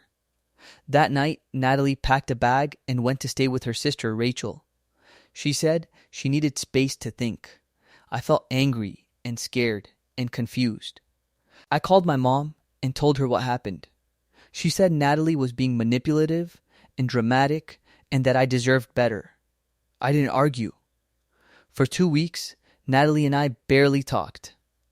When we did, it turned into fights. She said she felt emotionally unsafe with me. She said she couldn't trust me to protect her. I told her she was making me choose between her and my mom. She said I already had chosen. That sentence haunted me. I started replaying everything in my head. Every time I stayed quiet. Every time I laughed at a joke that hurt her. Every time I explained away my mom's behavior instead of stopping it. I realized that to my wife, I didn't look neutral. I looked like an ally to the person hurting her. I went to see Natalie at Rachel's house. Rachel answered the door and didn't hide her dislike for me. Natalie looked tired. I told her I didn't want to lose her. She said she didn't want to lose herself. She asked me if I could honestly say I would stand up to my mom, even if it made things uncomfortable. I hesitated. That hesitation said more than my words. I told her I loved her. She said love without action feels empty. Now I am sitting alone in our house, surrounded by the life we built together, realizing I may have broken it by trying to keep everyone happy. I thought staying neutral made me good. I'm starting to understand that sometimes neutrality is just another word for betrayal. I don't know if it's too late to fix this, but I do know that siding with my mom didn't make me a good son or a good husband. It just made me a man who let someone he loved feel alone. Update. My siding with my mom instead of my wife and everything that came after. After Natalie left, the house felt wrong. Too quiet, too empty, like it was holding its breath. I kept telling myself she just needed time. But every day that passed made it feel more real that I might have actually broken something I couldn't fix. I tried calling her every day at first. Sometimes she didn't answer. Sometimes she picked up and we talked like strangers. Short sentences, careful words, no warmth. I hated myself for how normal I had let this become. One night I finally asked her straight up if she was thinking about leaving me. She didn't say no. She said she was thinking about what kind of life she wanted and whether I fit in it the way I was now. That sentence felt like getting punched slowly. I went to see my mom the next day. I didn't plan a speech. I didn't rehearse anything. I just knew I couldn't keep pretending everything was fine. When I told her Natalie had left, my mom said, "I told you she was too sensitive." For the first time, instead of nodding, I felt angry. I told my mom that Natalie didn't leave because she was sensitive. She left because she felt unsupported and disrespected. My mom laughed and said I was letting my wife turn me against her. That's when I said something I had never said before. I told her she had been cruel to Natalie more than once and that I had allowed it. I told her I was done pretending it was harmless. She said I was choosing Natalie over her. I told her I was choosing my marriage. She cried. She said she had given up everything for me. She said no woman would ever love me like she did. Hearing that made my stomach turn in a way I couldn't ignore anymore. I told her I loved her, but I wasn't her replacement partner. I told her my wife came first now. She said she didn't recognize me anymore. I told her maybe I was finally becoming someone new. She didn't talk to me for weeks after that. I went back to Natalie and told her everything. I didn't sugarcoat it. I told her how hard it was, how scared I was, and how wrong I knew I had been. I told her I finally understood that asking her to just deal with it was me choosing comfort over her safety. She cried when I said that. She said it was the first time she felt like I actually saw what she had been going through. She still didn't come home right away. She said words were easier than patterns and that she needed to see change, not promises. That hurt, but it felt fair. I started therapy on my own. I learned how much of my identity was tied to being a good son, even when that meant being a bad husband. I learned how I avoided conflict so much that I would let other people take the hits for me. That realization was ugly. My mom eventually called. She said she felt abandoned. She said I was cold now. I told her I wasn't cold. I was different. I told her if she wanted to be part of my life, she had to treat my wife with respect. No jokes, no insults, no power games. She said she couldn't promise anything if Natalie kept provoking her. I told her then we wouldn't be seeing much of each other. That conversation left me shaking. Natalie noticed the changes before I said anything. I stopped venting about my mom like she was the victim. I stopped asking Natalie to be the bigger person. I started asking what she needed. I started standing up for her even when she wasn't in the room. After about a month, Natalie came home for dinner. Just dinner, not moving back yet. We ate and talked like we used to, but carefully. At the end of the night, she said she saw the effort. She said she wasn't ready to fully trust me yet, but she didn't feel as alone as she used to. A few weeks later, she moved back in. Things still aren't perfect. Sometimes she gets quiet when my mom's name comes up. Sometimes I feel guilty for the distance between me and my mom. But I don't feel confused about where I stand anymore. I finally understand that marriage isn't about keeping everyone comfortable. It's about choosing your partner even when it's hard, even when it costs you something.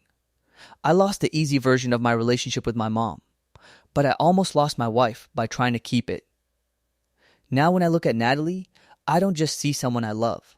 I see someone I failed and am still trying to deserve. And for the first time, I'm actually doing the work instead of hoping silence will save me. Final update. My siding with my mom instead of my wife and everything that came after. Life has slowly settled into something that feels real instead of fragile. Natalie has been back home for a few months now. Not in a fairy tale way, not in a perfect way, but in a way that feels honest. We still argue sometimes, but the arguments don't feel like wars anymore. They feel like two people trying to stay on the same side. My relationship with my mom is still distant. We talk, but not like we used to. She doesn't call every day anymore. She doesn't drop by without asking. When she does come over, she is careful with her words. Sometimes it feels stiff and fake, but I would rather have stiff respect than easy cruelty. The first time my mom came over after Natalie moved back in, I was nervous. Natalie was nervous too, but she still agreed to be there. My mom walked in and acted polite in a way that felt rehearsed. She complimented the house. She thanked Natalie for dinner. No jokes, no comments, no little digs. After she left, Natalie cried. Not because my mom was mean, but because she wasn't. Natalie said she never thought she would see my mom even try. Later that night, Natalie told me she still carries fear from what happened. She said part of her still waits for me to freeze when things get uncomfortable. I told her I understand that trust doesn't come back just because I said sorry.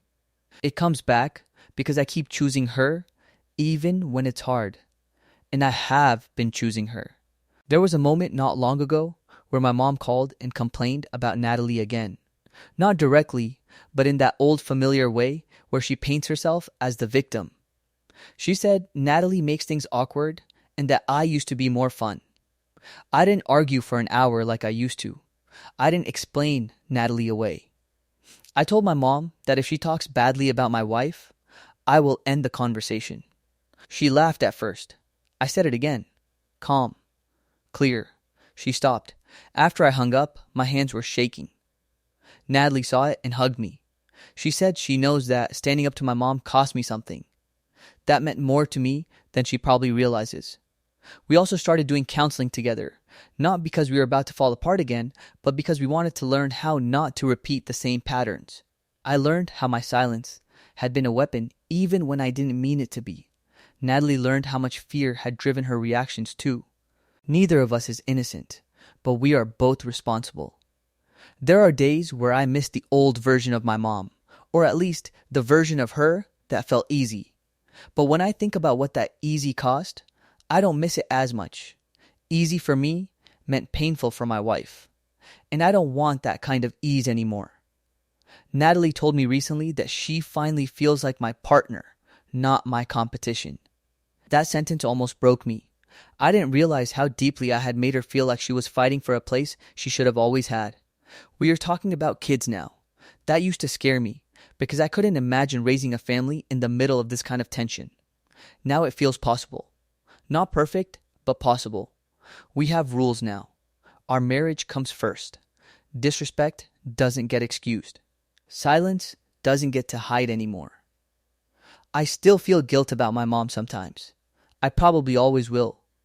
But guilt is not a good reason to betray someone who chose me and built a life with me. If I could go back, I would tell my past self that being neutral is not kind, that silence is not peace, that loving someone means protecting them even when it makes you uncomfortable.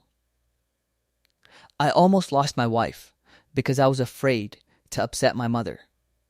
I won't make that mistake again, not because Natalie forced me to change, but because I finally understood what kind of man I want to be. Stories number 8. My in-laws kept blaming me for the divorce, so I finally told them the real reason. I never planned to tell my in-laws why my marriage was ending. I honestly thought it was between me and my husband, and that we could keep things civil and private. I was wrong. What started as quiet disappointment from them turned into open blame, judgment, and constant pressure until I finally snapped and told them the truth. I'm 34 and I live in Pennsylvania. I was married for 7 years to a man I thought I knew inside and out. When we met, he was charming, thoughtful, and ambitious. His parents adored him, and from the beginning I could tell he was the center of their world. I didn't mind that at first. I came from a quieter family, and it felt nice to be included in loud holidays and constant family dinners.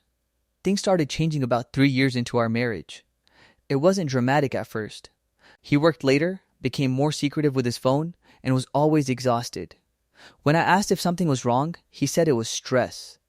I believed him because I wanted to. I was juggling my own job and trying to keep our home running smoothly. I kept telling myself this was just what adulthood looked like. The emotional distance grew. Conversations became surface level. Affection disappeared. If I tried to talk about how lonely I felt, he'd accuse me of being dramatic or needy. His parents noticed we weren't as close, and instead of asking what was wrong, they assumed it was my fault. His mother would make comments about how marriage takes effort from the wife. His father would joke about how men need peace at home. I laughed it off, even when it hurt. About a year ago, I found out he was having an affair. I didn't snoop. He left his laptop open and a message popped up. I remember staring at the screen, feeling like my chest collapsed inward. When I confronted him, he didn't deny it. He said it had been going on for months and that he didn't know how to tell me. He said he felt unhappy for a long time and didn't think I'd understand. I was devastated, but I still tried to fix things. I suggested counseling. I suggested time apart. I suggested anything that didn't involve throwing away 7 years. He agreed to counseling for about 2 sessions and then stopped going. He said it was uncomfortable and that talking about feelings wasn't helping. Meanwhile, the affair never really ended. It just became more discreet. When I finally said I wanted a divorce, he didn't fight me. That almost hurt more. He just nodded and said he figured this was coming. We agreed to keep things respectful and not drag our families into it. I meant that. I don't think he ever really did. Within weeks, his parents started calling me. At first, it was concern. Then it became accusation. They asked what I did wrong. They asked why I gave up. They said marriage vows mean something. His mother told me I was destroying their family. His father said I should have tried harder to keep my husband happy. I tried to stay calm. I told them it was complicated and private. I said their son and I both made mistakes. That wasn't enough for them. They started showing up unannounced to pick up his things and would corner me with questions. They told extended family that I was cold and career obsessed. I started getting messages from people I barely knew asking why I couldn't just forgive and move on. The breaking point came when his mother showed up at my workplace.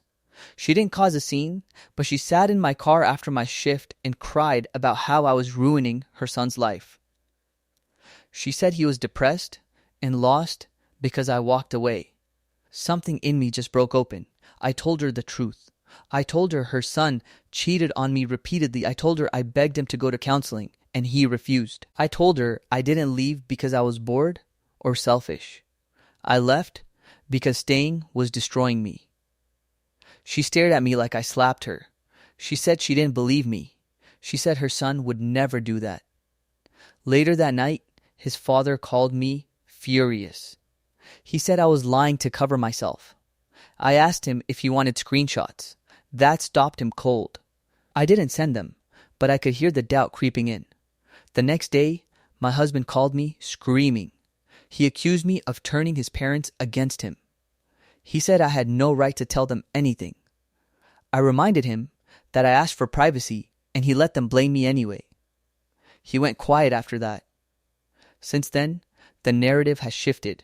His parents are colder now, but they no longer harass me. I know they're struggling to reconcile the image of their son with the reality of his actions.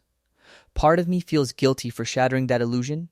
Another part of me feels relief. I didn't want to be the villain in someone else's story just to protect a man who didn't protect me. I spent years swallowing my feelings to keep the peace. Telling the truth didn't fix everything, but it gave me my dignity back. Update: my in-laws kept blaming me for the divorce, so I finally told them the real reason. I waited longer than I thought I would before writing this, because once the truth was out, things kept unfolding in ways I didn't expect.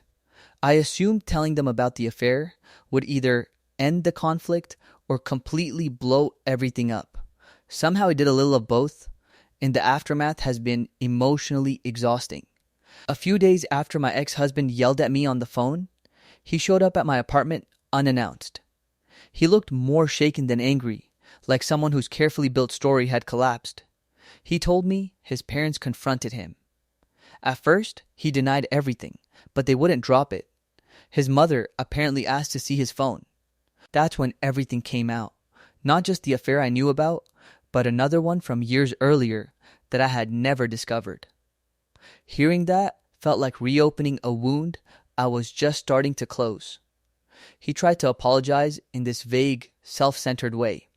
He said he never meant to hurt me and that he was just confused. He said he felt pressured by expectations and didn't know how to be honest. I listened, but I didn't comfort him. For the first time, I didn't feel responsible for managing his emotions. I told him I wasn't interested in rehashing the relationship and that any communication from now on needed to be about the divorce process only. That boundary didn't go over well at first. He kept texting about how guilty he felt and how he wished things were different. I eventually had to say plainly that his guilt was not my problem anymore. That sentence felt cruel coming out of my mouth, but it was also the most freeing thing I've said in years. His parents reached out again, this time separately. His father called and apologized for blaming me. He admitted that it was easier to assume I failed as a wife than to accept that his son betrayed his marriage. That conversation was uncomfortable but necessary. His mother sent a long message that was half apology and half grief. She said she didn't know how to reconcile the man she raised with what he did. I understood her pain, but I also made it clear that I wouldn't accept being blamed again, directly or indirectly. The legal side of the divorce has also gotten more complicated. Once the affairs were acknowledged, my attorney advised me to document everything. It turns out his spending during the affair included shared funds, hotel stays, gifts, trips, all charged to accounts we both contributed to. That discovery added another layer of anger and sadness. I wasn't just emotionally betrayed. I was financially disrespected. When my ex realized this could affect the settlement, his tone changed again. He became cooperative in a way that felt strategic. He suddenly wanted to move quickly and amicably.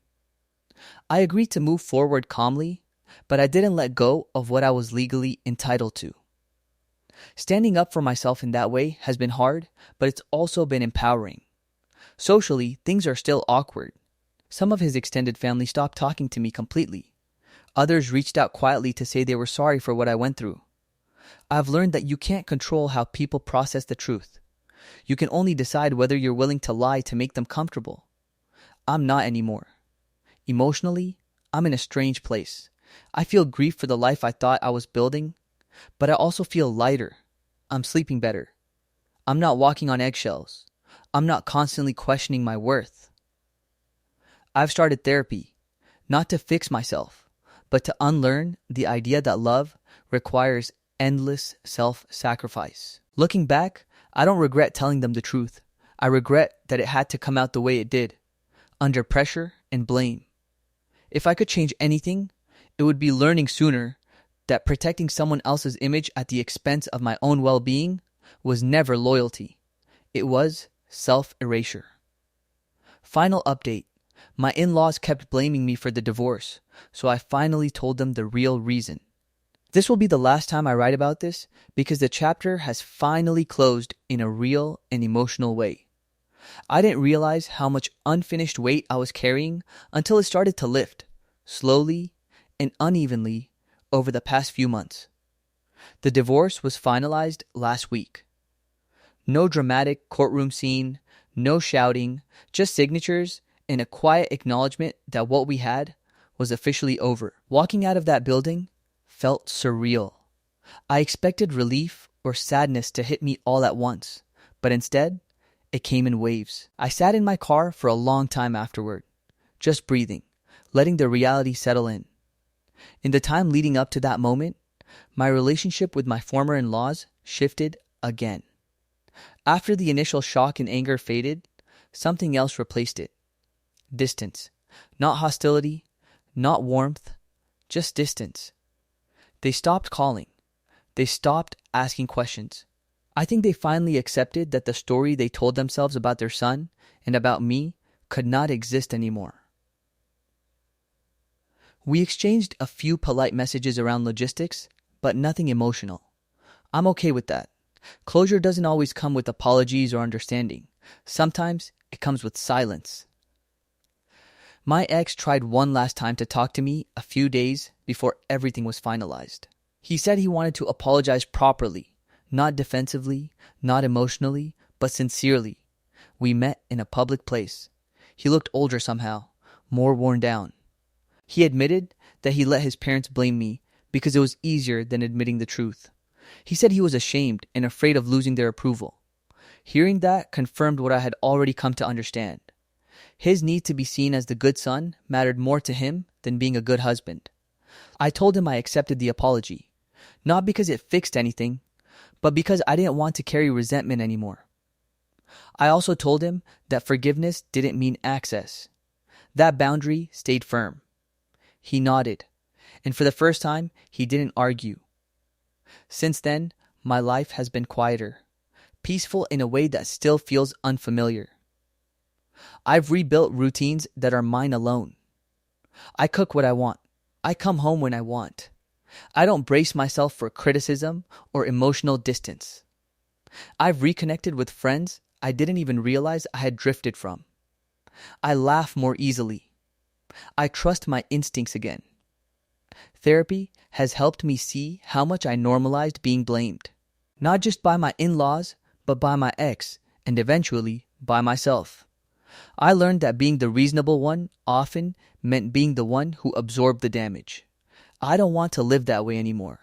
If there's one thing I want to say to anyone in a similar position, it's this. Telling the truth doesn't make you cruel. Protecting yourself doesn't make you selfish. And refusing to carry someone else's shame does not make you the villain. I spent too long trying to be understood by people who were invested in misunderstanding me. Stories number 9. My new sister-in-law excluded me from every photo in her wedding album. I have been sitting with this for weeks because I could not tell if I was being overly sensitive or if something genuinely hurtful happened, and I needed outside perspective to ground myself. The wedding itself is long over. The honeymoon photos have been posted. The album has been shared with family. And the silence around one specific absence keeps getting louder in my head. I am 29 and married to my husband Aaron, who is 31. We have been together for 6 years and married for just under 1. His sister Olivia got married 3 months after we did. I had always believed Olivia and I had a decent relationship, not best friends, but friendly and polite in the way you expect with in-laws. We were never close, but there was no open conflict either, at least none that I was aware of. When Aaron and I got engaged, Olivia congratulated us and hugged me and told me she was excited to finally have a sister. I believed her. When we planned our wedding, she was invited to everything, included in photos and treated like family because she was family. I never once considered excluding her from anything, even when she complained about small details or made passive comments about how she would do things differently. When Olivia got engaged about a year later, I made an effort to be supportive. I went dress shopping with her when she invited me.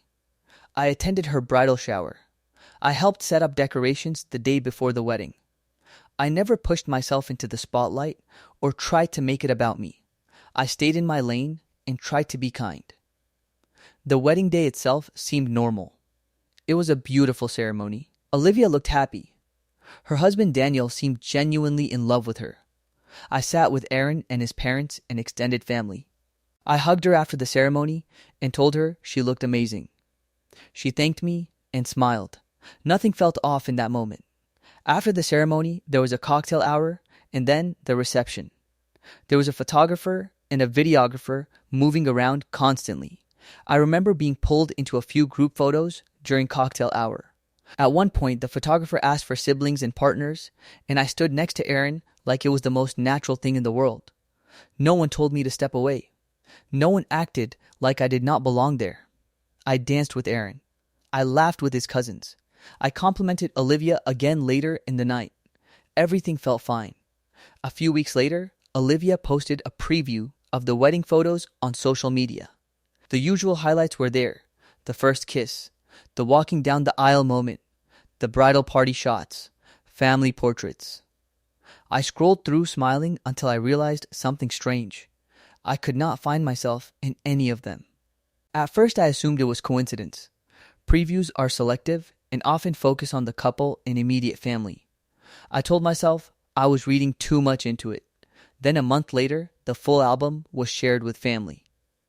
I opened it expecting to see dozens of photos from the day. And there were. Hundreds of them. Beautifully edited, carefully curated, and I was not in a single one. Not one. There were photos of Aaron alone with his parents. Photos of Aaron with Olivia. Photos of Aaron with cousins. Photos of extended family members I barely know. There were even candid shots of guests I could not name. I was not there. It was like I had never attended the wedding at all. I went back through the album 3 times, thinking I must have missed something. I checked group shots, reception shots, ceremony shots. Nothing. Not even a blurry background appearance. It was as if I had been erased. I felt sick. I showed Aaron, and he immediately noticed it too. His face changed in a way I rarely see. He asked if I was sure I had been in photos that day, and I reminded him of the group shots we stood in together. He remembered them too. He asked me if maybe the photographer had not delivered everything yet, but the album was labeled Final. Aaron called his mom to ask about it casually. She said she had not noticed, but now that he mentioned it, it did seem odd. She suggested maybe Olivia curated the album herself. That was when the reality settled in. This was not an accident. I spent days wondering what I had done wrong. I replayed every interaction I had ever had with Olivia. Every comment, every look, every moment I might have unintentionally offended her. I came up empty. Eventually, Aaron decided to talk to her directly. He called her and asked why I was not in any of the wedding photos. According to him, there was a long pause on the other end of the line. She said she wanted the album to focus on her immediate family. Aaron pointed out that I am immediate family. I am his wife. She said she just wanted it to be simple and not include spouses because relationships can change. That sentence hit me harder than I expected. Relationships can change. She excluded me from her wedding album because in her mind, my place in the family was temporary. Aaron told her that was hurtful and inappropriate. She brushed it off and said she did not mean it that way and that I was overthinking it. She said if it was that big of a deal, she could add a few photos later. Add a few photos later, like I was an afterthought. What hurts the most is not just the exclusion, but the intention behind it. This was a choice. Someone went through hundreds of photos and decided which ones made the final cut. Someone saw photos where I stood next to my husband and chose not to include them. I have been married into this family. I show up. I make an effort. I treat people with respect. And yet when it came time to document a major family milestone, I was edited out. I keep thinking about future events, future holidays, future milestones. Will I always be seen as optional, temporary, replaceable? Aaron has been supportive and angry on my behalf, but I can tell he is also struggling because this is his sister. He wants peace. I want acknowledgement. Olivia has not spoken to me about it directly. She has not apologized. She has not reached out. She continues to act normal in group chats and family conversations as if nothing happened. I feel invisible. I do not want to create family drama, but I also do not want to swallow something that feels deeply disrespectful. I am trying to understand if this is something I should confront directly or accept as a clear message about where I stand. I never expected to feel this small over photos, but it is not really about the photos. It is about being deliberately excluded from a family I thought I had joined. Update. My new sister-in-law excluded me from every photo in her wedding album. A lot has happened since I first wrote this, and I needed time to process it before I could even put it into words. The short version is that the situation did not quietly resolve itself, and it also did not explode the way I feared. It settled into something much more uncomfortable and revealing. After Aaron spoke to his sister and told me what she said about relationships changing, I was angry but also weirdly calm. Something clicked for me in that moment. That comment was not careless. It was intentional. It told me exactly how she views me and probably always has. I decided that if this was going to be addressed, it needed to be directly and not filtered through Aaron. I did not want things twisted later into me being dramatic or emotional. So I texted Olivia and asked if we could talk. I kept it neutral and said I wanted to clear the air because I was feeling hurt and confused. She took almost an entire day to respond. When she finally did, she said sure and suggested we meet for coffee. The whole time leading up to it, I kept questioning myself. I wondered if I was making something out of nothing. I wondered if I should just let it go for the sake of family peace. But every time I thought about opening that album and not existing in it, I knew I could not just swallow it. When we met, she was polite but distant. She asked how I was like this was a casual catch-up. I told her directly that I felt hurt by being excluded from the wedding album and that it made me feel like I was not considered part of the family. She sighed and leaned back in her chair and said she did not think it was that deep. She said the album was her personal keepsake and she wanted it focused on people who would always be there.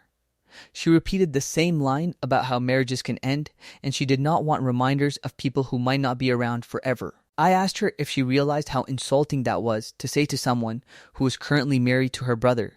She said she was just being realistic and that I was taking it personally because I am sensitive. That was the moment I realized this conversation was not going where I hoped. I told her calmly that whether she intended it or not, the message it sent was that I am conditional. That I am included only as long as it is convenient or permanent enough in her eyes. I told her that I had never treated her that way, and that I would never dream of excluding her from family memories. She said she understood that I was upset, but she was not going to redo her album to make other people feel better. She said offering to add a few photos later was already a compromise. A compromise. I told her that adding photos later would not change the fact that I was deliberately excluded in the first place. I said I was not asking her to redo anything, but I wanted her to understand that this changed how safe and welcome I feel in the family. She shrugged and said she could not control how I felt. We finished our coffee in silence and left separately. When I got home, I cried harder than I expected, not because of what she said, but because of the confirmation. I finally had clarity. This was not a misunderstanding. This was who she is and how she sees me. Aaron was furious when I told him how the conversation went. He called her again, and this time it turned into a real argument. She accused him of choosing me over her. He told her that I am his wife, and that if she cannot respect that, then she is the one creating distance. That conversation caused a ripple through the family.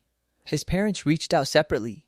His mom said she was sorry and that she had no idea Olivia felt that way. She admitted that she noticed the absence after Aaron mentioned it and felt uncomfortable, but did not know how to bring it up. His dad was quieter, but told Aaron that excluding me was wrong and that marriage means family. Olivia has not apologized. What has changed is how I engage with family events now. I am no longer overextending myself. I still show up. I am still polite. But I am not bending over backward to prove I belong. I realized that I should not have to audition for a place in my own marriage. Aaron has been very clear with his family that disrespect toward me is not something he will ignore. That alone has shifted the dynamic more than anything else. I hate that it took this to draw lines, but I am grateful that he drew them. The wedding album still exists exactly as it did. I am still not in it. And weirdly, I have made peace with that part, because now it feels less like I was erased and more like the album reflects Olivia's limitations, not my worth. What I have learned is that exclusion does not always come with shouting or insults. Sometimes it comes quietly, through omission and justification and smiles that do not quite reach the eyes. And sometimes the healthiest thing you can do is stop trying to be included by someone who benefits from keeping you on the outside. I still feel sad about it. I probably always will. But I do not feel small anymore. I know where I stand now. And knowing that has been painful, but it has also been grounding. Update. My new sister-in-law excluded me from every photo in her wedding album. Months have passed since Olivia's wedding and the initial confrontation, and I finally feel like I can write a proper reflection without it being raw, though the sting hasn't completely faded. What I've realized is that this isn't about photos anymore. It's about respect, boundaries, and the kind of relationships we allow ourselves to be part of. After the coffee meeting, I pulled back in a way I hadn't done before. I stopped going out of my way to make Olivia feel included or entertained. I attended family events, but I kept my presence calm and neutral. I stopped volunteering for extra help in ways that put me in her orbit. The shift was subtle, but I could feel the difference in my own posture. I wasn't trying to prove my worth to someone who had already decided how she felt about me. Aaron has been a rock through this. He confronted his sister several times after seeing how hurt I was, and he's made it clear that he will not tolerate her treating me as optional in his family. It's funny though, because in some ways that has created more tension with Olivia.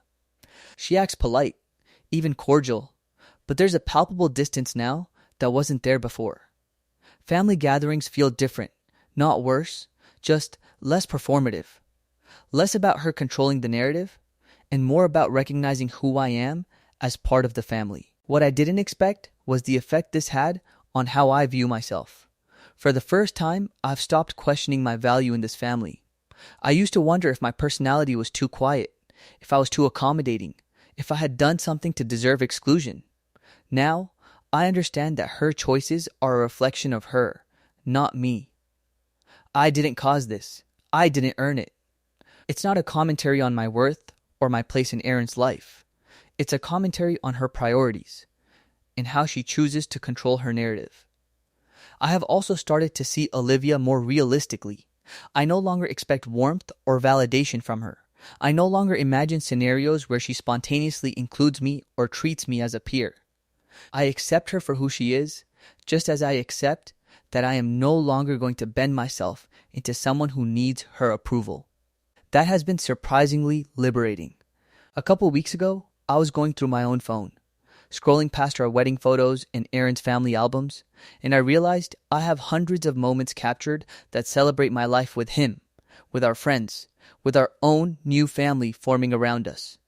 I don't need Olivia's photos to validate my presence. I am in the moments that matter. And that's enough. Even Olivia's husband, Daniel, has picked up on the distance. He's been polite and even friendly toward me, but he's clearly aware of the tension. Interestingly, he's also started including me more in casual conversations during family dinners and small gatherings, which has been refreshing. I think he's realizing that his wife's behavior doesn't have to dictate everyone else's interactions. Aaron and I have talked a lot about how we'll handle future events. We've agreed on boundaries, what we will accept and what we won't, and how to protect our marriage from family drama. It's empowering in a way I didn't anticipate. Before, I worried constantly about what Olivia thought or how she felt about me. Now I feel more secure in my own space and in our marriage. The wedding album still exists without me in it. I've seen glimpses of it online and in the family's shared folder. It doesn't hurt the way it did at first. Now I see it as a record of who Olivia chose to elevate in that moment, and that's her prerogative. It doesn't erase me from reality, from Aaron's life, or from the lives of everyone else who matters to me. I've also noticed something else. Other family members now seem to treat me with a quiet respect that wasn't there before. I think seeing how I handled the situation, staying composed, and asserting my boundaries without drama has shifted perceptions. I am included in conversations, photos, and moments in a way that feels earned, natural, and permanent. Not because Olivia approved, but because I showed I am not going to let exclusion define me. I still feel sadness sometimes. I won't lie. That initial sting when I realized I didn't exist in her wedding album is still a sharp memory. But now it is tempered with clarity. I understand where I stand. I know my worth. I have my husband beside me in a family that values me beyond anyone's selective editing. The final lesson, I think, is that respect is not granted automatically. Sometimes you have to step back, recognize when someone is actively dismissing you, and choose to protect your own place in the world rather than fight for their approval. I've done that now, and it feels like a relief. I am still part of this family. I am still loved. And I am finally at peace with the fact that some people will never see me the way I deserve. And that's okay.